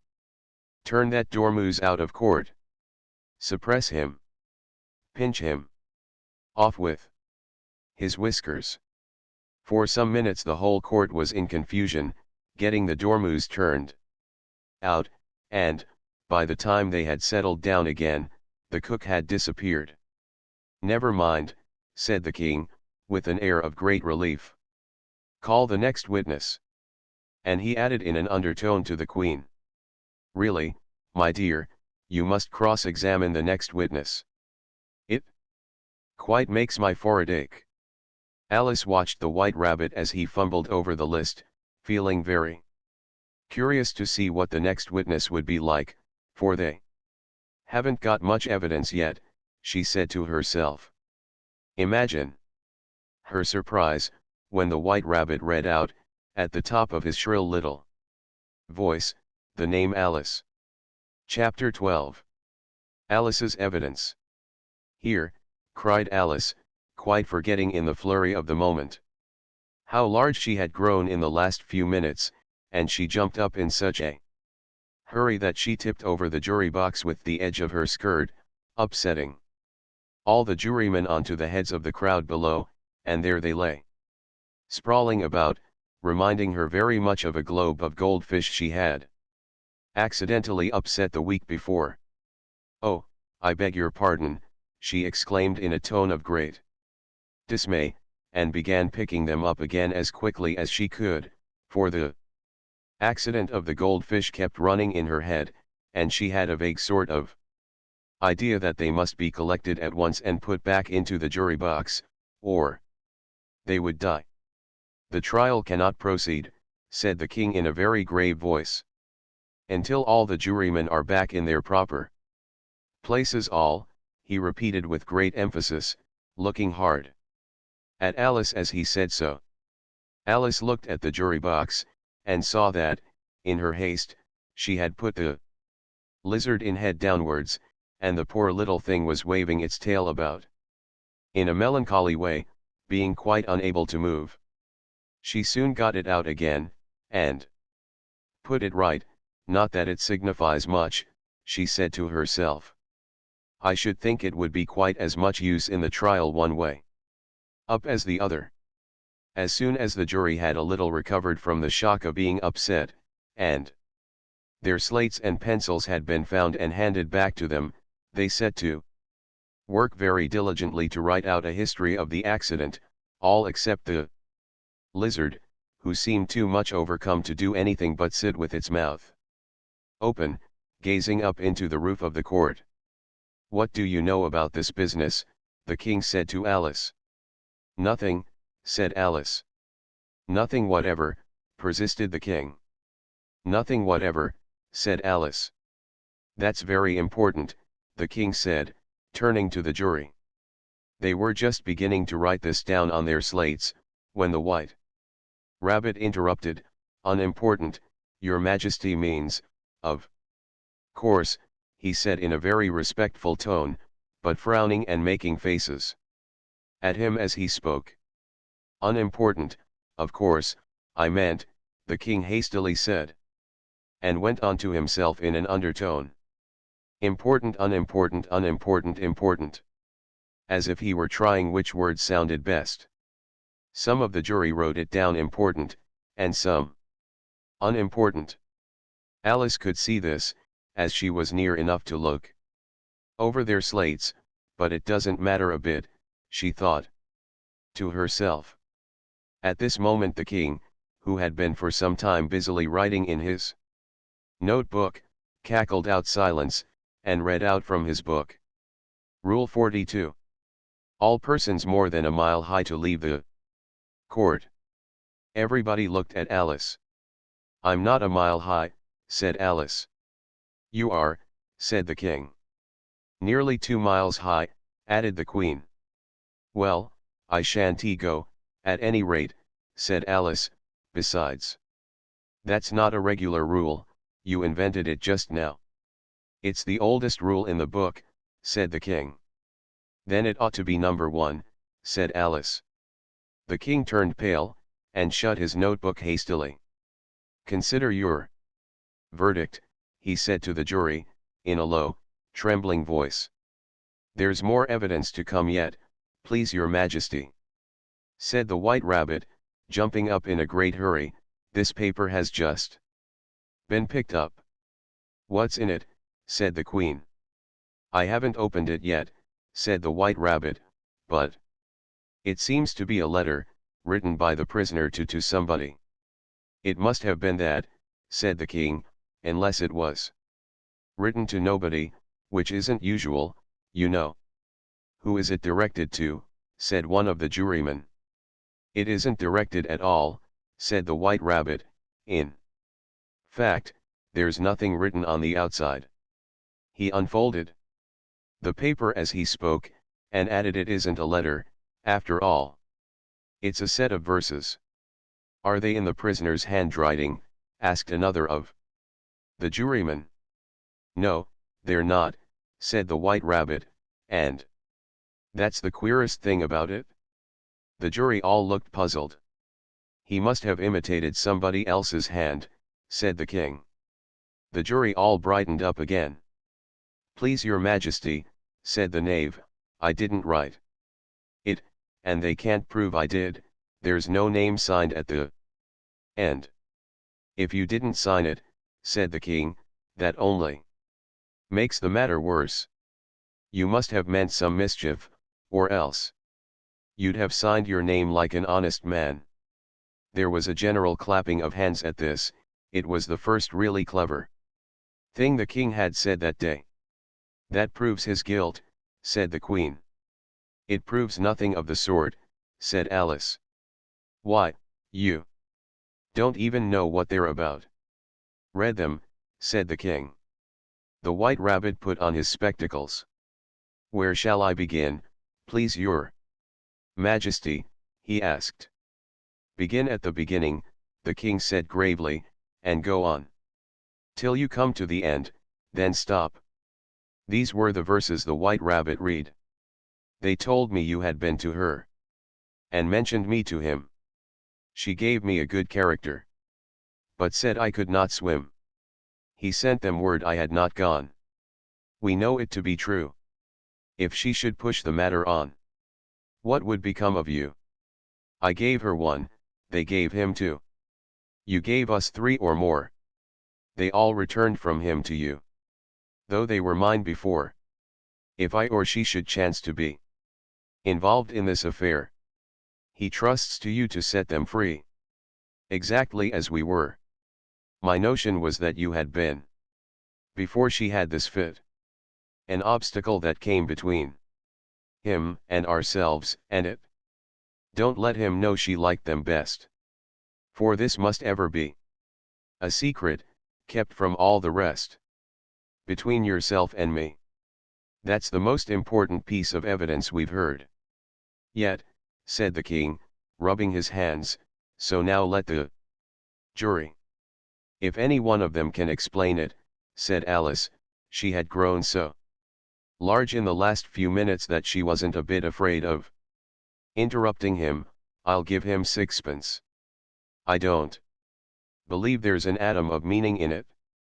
The jury all wrote down on their slates, she doesn't believe there's an atom of meaning in it, but none of them attempted to explain the paper. If there's no meaning in it, said the king, that saves a world of trouble, you know, as we needn't try to find any. And yet I don't know, he went on, spreading out the verses on his knee, and looking at them with one eye, I seem to see some meaning in them, after all. Said I could not swim. You can't swim, can you? He added, turning to the knave. The knave shook his head sadly. Do I look like it? He said. Which he certainly did not, being made entirely of cardboard. All right, so far, said the king, and he went on muttering over the verses to himself, we know it to be true. That's the jury, of course I gave her one, they gave him two. Why, that must be what he did with the tarts, you know. But, it goes on, they all returned from him to you, said Alice. Why, there they are, said the king triumphantly, pointing to the tarts on the table. Nothing can be clearer than that.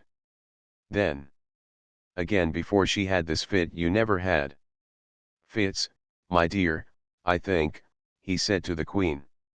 Never, said the queen furiously, throwing an inkstand at the lizard as she spoke. The unfortunate little Bill had left off writing on his slate with one finger, as he found it made no mark, but he now hastily began again, using the ink that was trickling down his face, as long as it lasted. Then the words don't fit you, said the king, looking round the court with a smile. There was a dead silence. It's a pun, the king added in an offended tone, and everybody laughed. Let the jury consider their verdict, the king said, for about the 20th time that day. No, no, said the queen. Sentence first, verdict afterwards. Stuff and nonsense, said Alice loudly. The idea of having the sentence first. Hold your tongue, said the queen, turning purple. I won't, said Alice. Off with her head, the queen shouted at the top of her voice. Nobody moved. Who cares for you, said Alice, she had grown to her full size by this time. You're nothing but a pack of cards. At this the whole pack rose up into the air, and came flying down upon her. She gave a little scream, half of fright and half of anger, and tried to beat them off, and found herself lying on the bank, with her head in the lap of her sister, who was gently brushing away some dead leaves that had fluttered down from the trees upon her face. Wake up, Alice dear, said her sister.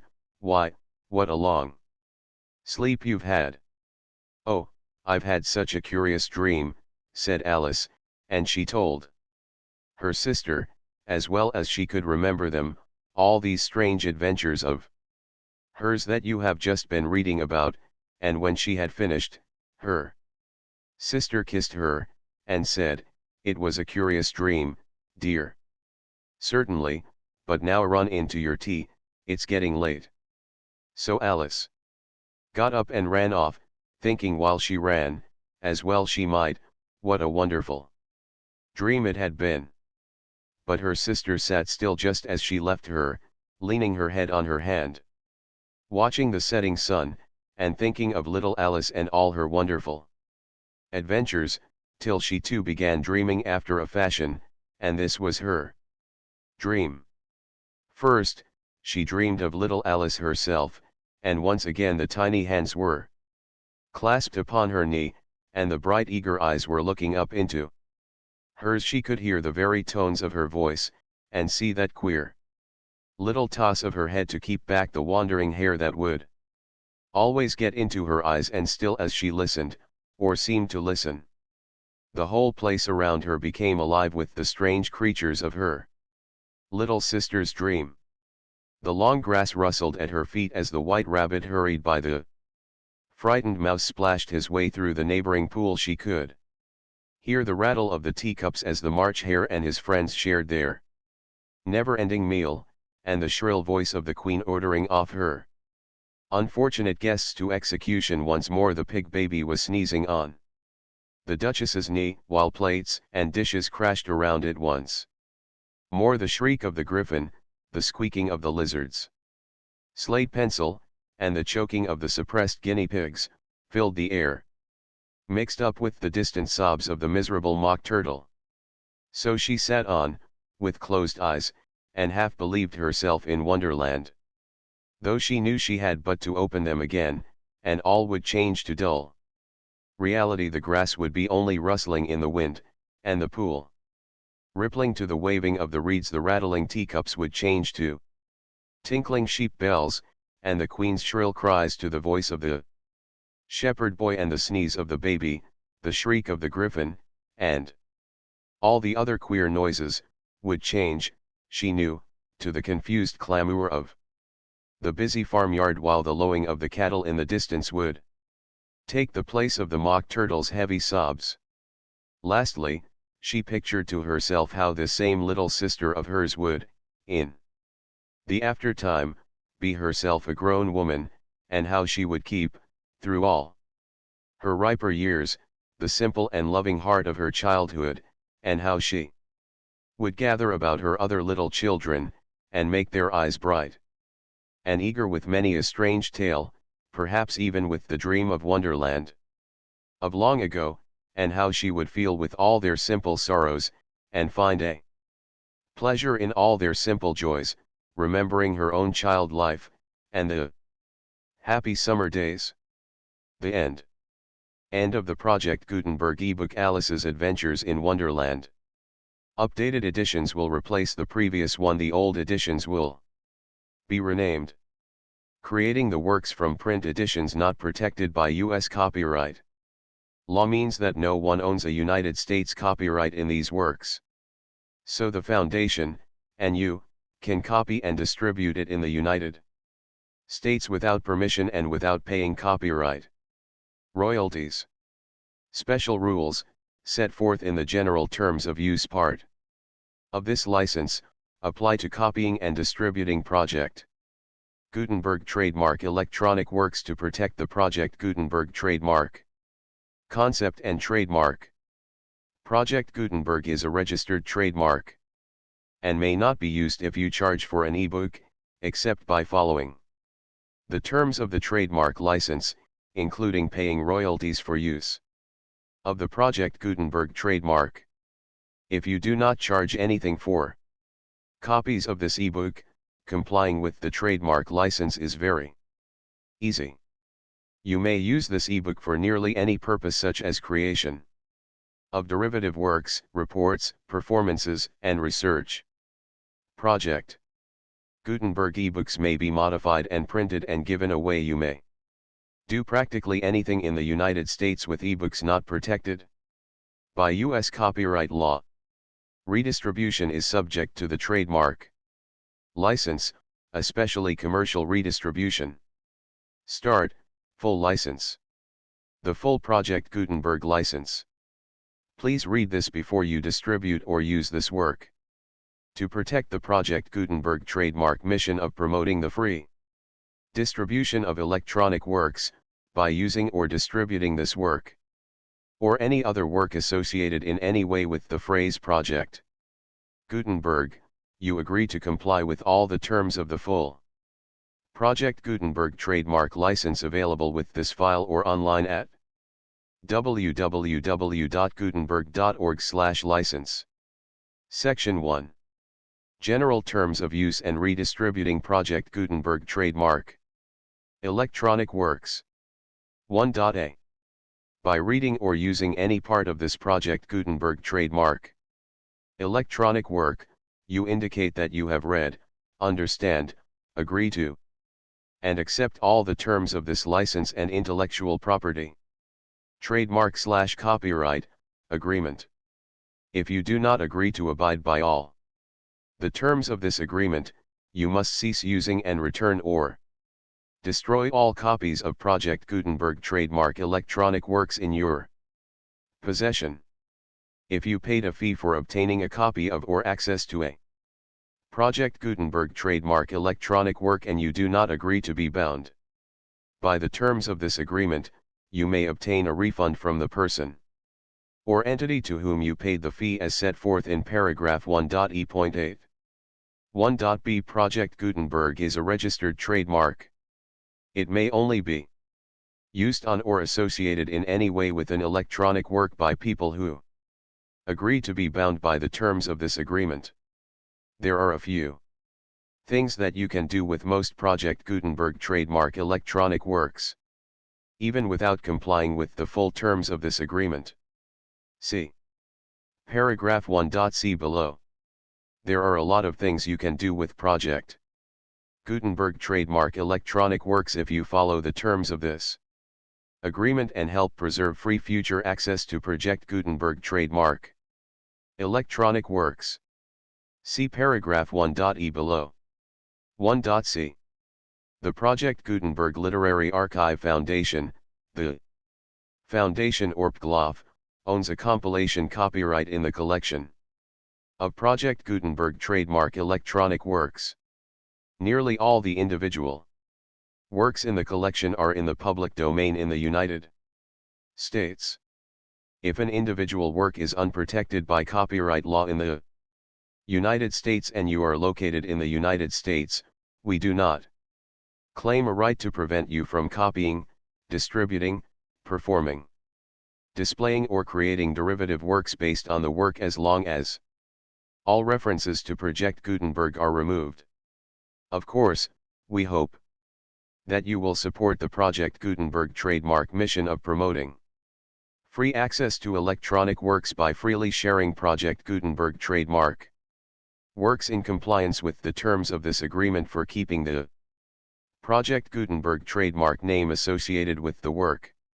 You can easily comply with the terms of this agreement by keeping this work in the same format with its attached full Project Gutenberg trademark license when you share it without charge with others. 1.d. The copyright laws of the place where you are located also govern what you can do with this work. Copyright laws in most countries are in a constant state of change. If you are outside the United States, check the laws of your country in addition to the terms of this agreement before downloading, copying, displaying, performing, distributing or creating derivative works based on this work or any other Project Gutenberg trademark work. The Foundation makes no representations concerning the copyright status of any work in any country other than the United States. 1.e Unless you have removed all references to Project Gutenberg. 1.e.1.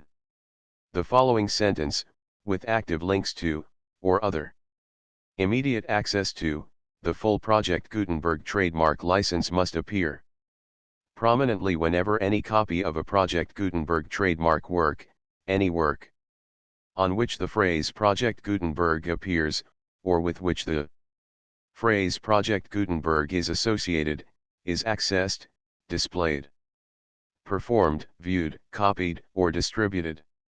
This ebook is for the use of anyone anywhere in the United States and most other parts of the world at no cost and with almost no restrictions whatsoever. You may copy it, give it away or reuse it under the terms of the Project Gutenberg license included with this ebook or online at www.gutenberg.org. If you are not located in the United States, you will have to check the laws of the country where you are located before using this ebook. 1.e.2. If an individual Project Gutenberg trademark electronic work is derived from texts not protected by U.S. copyright law, does not contain a notice indicating that it is posted with permission of the copyright holder, the work can be copied and distributed to anyone in the United States without paying any fees or charges. If you are redistributing or providing access to a work with the phrase Project Gutenberg associated with or appearing on the work, you must comply either with the requirements of paragraphs 1.e.1 through 1.e.7 or obtain permission for the use of the work and the Project Gutenberg trademark. Trademark as set forth in paragraphs 1.e.8 or 1.e.9. 1.e.3. If an individual Project Gutenberg trademark electronic work is posted with the permission of the copyright holder, your use and distribution must comply with both paragraphs 1.e.1 through 1.e.7 and any additional terms imposed by the copyright holder. Additional terms will be linked to the Project Gutenberg trademark license for all works posted with the permission of the copyright holder found at the beginning of this work. 1.e.4. Do not unlink or detach or remove the full Project Gutenberg trademark license terms from this work, or any files containing a part of this work or any other work associated with Project Gutenberg trademark. 1.e.5. Do not copy, display, perform, distribute or redistribute this electronic work, or any part of this electronic work, without prominently displaying the sentence set forth in paragraph 1.e.1 with active links or immediate access to the full terms of the Project Gutenberg trademark license. 1.e.6. You may convert to and distribute this work in any binary, compressed, marked up, non-proprietary or proprietary form, including any word processing or hypertext form. However, if you provide access to or distribute copies of a Project Gutenberg trademark work in a format other than plain vanilla ASCII or other format used in the official version posted on the official Project Gutenberg trademark website, www.gutenberg.org, you must, at no additional cost, fee, or expense to the user, provide a copy, a means of exporting a copy, or a means of obtaining a copy upon request, of the work in its original plain vanilla ASCII or other form. Any alternate format must include the full Project Gutenberg trademark license as specified in paragraph 1.e.1. 1.e.7. Do not charge a fee for access to, viewing, displaying, performing, copying, or distributing any Project Gutenberg trademark works, unless you comply with paragraph 1.e.8 or 1.e.9. 1.e.8. You may charge a reasonable fee for copies of or providing access to or distributing Project Gutenberg trademark electronic works, provided that you pay a royalty fee of 20% of the gross profits you derive from the use of Project Gutenberg trademark works calculated using the method you already used to calculate your applicable taxes. The fee is owed to the owner of the Project Gutenberg trademark, but he has agreed to donate royalties under this paragraph to the Project Gutenberg Literary Archive Foundation. Royalty payments must be paid within 60 days following each date on which you prepare, or are legally required to prepare, your periodic tax returns. Royalty payments should be clearly marked as such and sent to the Project Gutenberg Literary Archive Foundation at the address specified in Section 4, Information about donations to the Project Gutenberg Literary Archive Foundation. You provide a full refund of any money paid by a user who notifies you in writing, or by email, within 30 days of receipt that he does not agree to the terms of the full Project Gutenberg trademark license. You must require such a user to return or destroy all copies of the works possessed in a physical medium and discontinue all use of and all access to other copies of Project Gutenberg trademark works. You provide, in accordance with paragraph 1.f.3, a full refund of any money paid for a work or a replacement copy, if a defect in the electronic work is discovered and reported to you within 90 days of receipt of the work.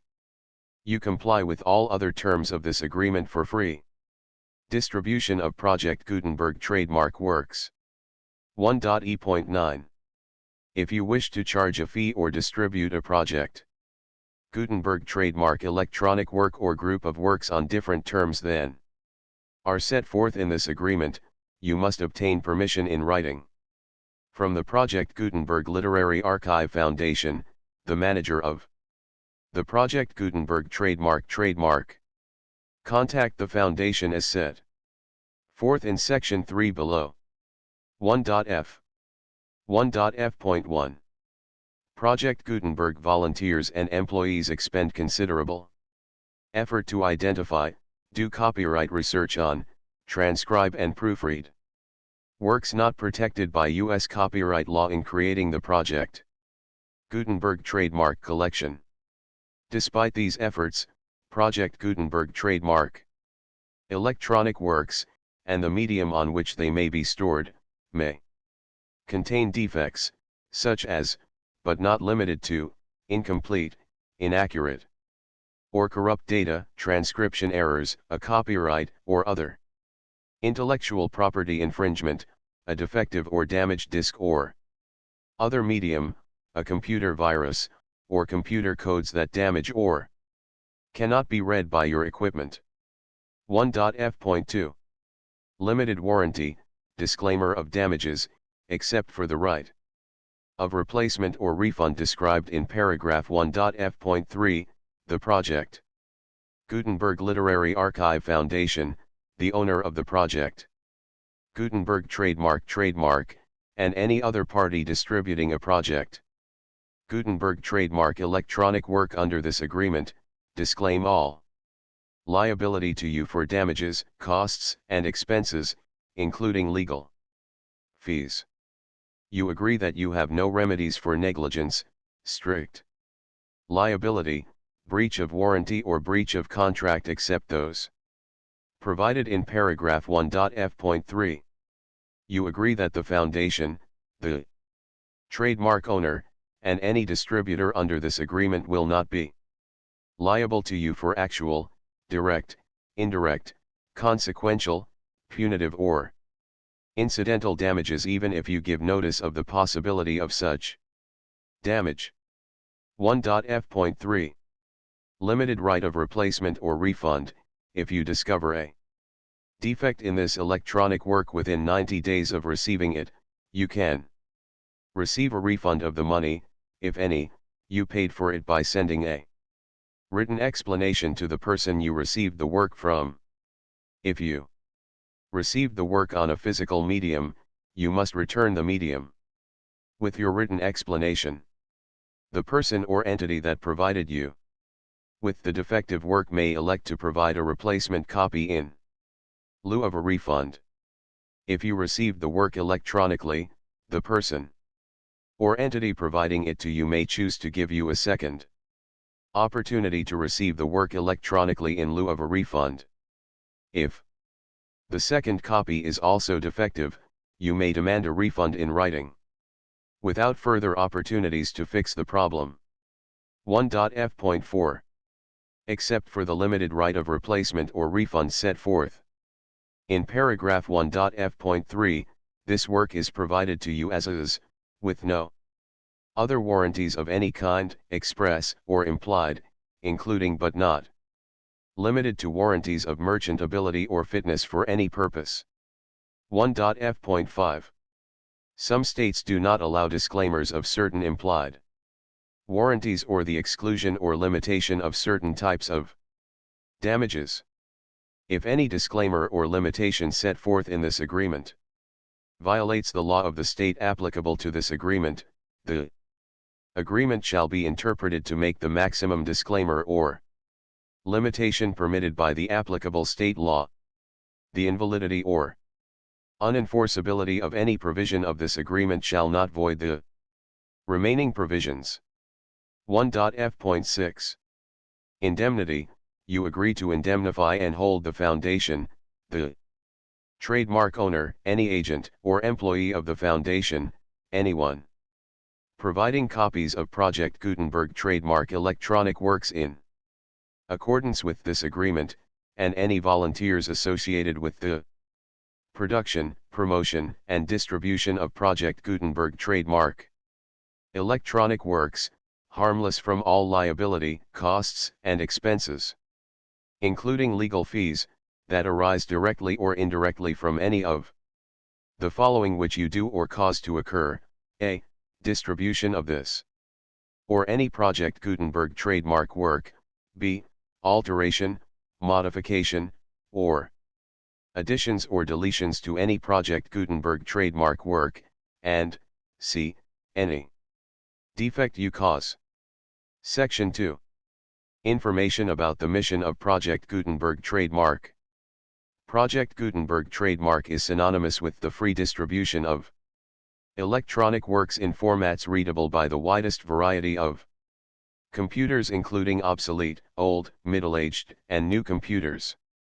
It exists because of the efforts of hundreds of volunteers and donations from people in all walks of life. Volunteers and financial support to provide volunteers with the assistance they need are critical to reaching Project Gutenberg trademark's goals and ensuring that the Project Gutenberg trademark collection will remain freely available for generations to come.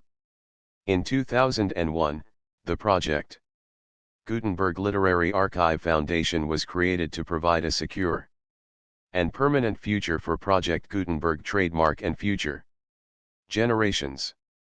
To learn more about the Project Gutenberg Literary Archive Foundation and how your efforts and donations can help, see Sections 3 and 4 and the Foundation information page at www.gutenberg.org. Section 3. Information about the Project Gutenberg Literary Archive Foundation. The Project Gutenberg Literary Archive Foundation is a non-profit 501(c)(3) educational corporation organized under the laws of the State of Mississippi and granted tax-exempt status by the Internal Revenue Service. The Foundation's IN or Federal Tax Identification number is 64-6221541. Contributions to the Project Gutenberg Literary Archive Foundation are tax-deductible to the full extent permitted by U.S. federal laws and your state's laws. The Foundation's business office is located at 809 North 1500 West, Salt Lake City, Utah 841-16801-596-1887. Email contact links and up-to-date contact information can be found at the Foundation's website and official page at www.gutenberg.org/contact. Section 4.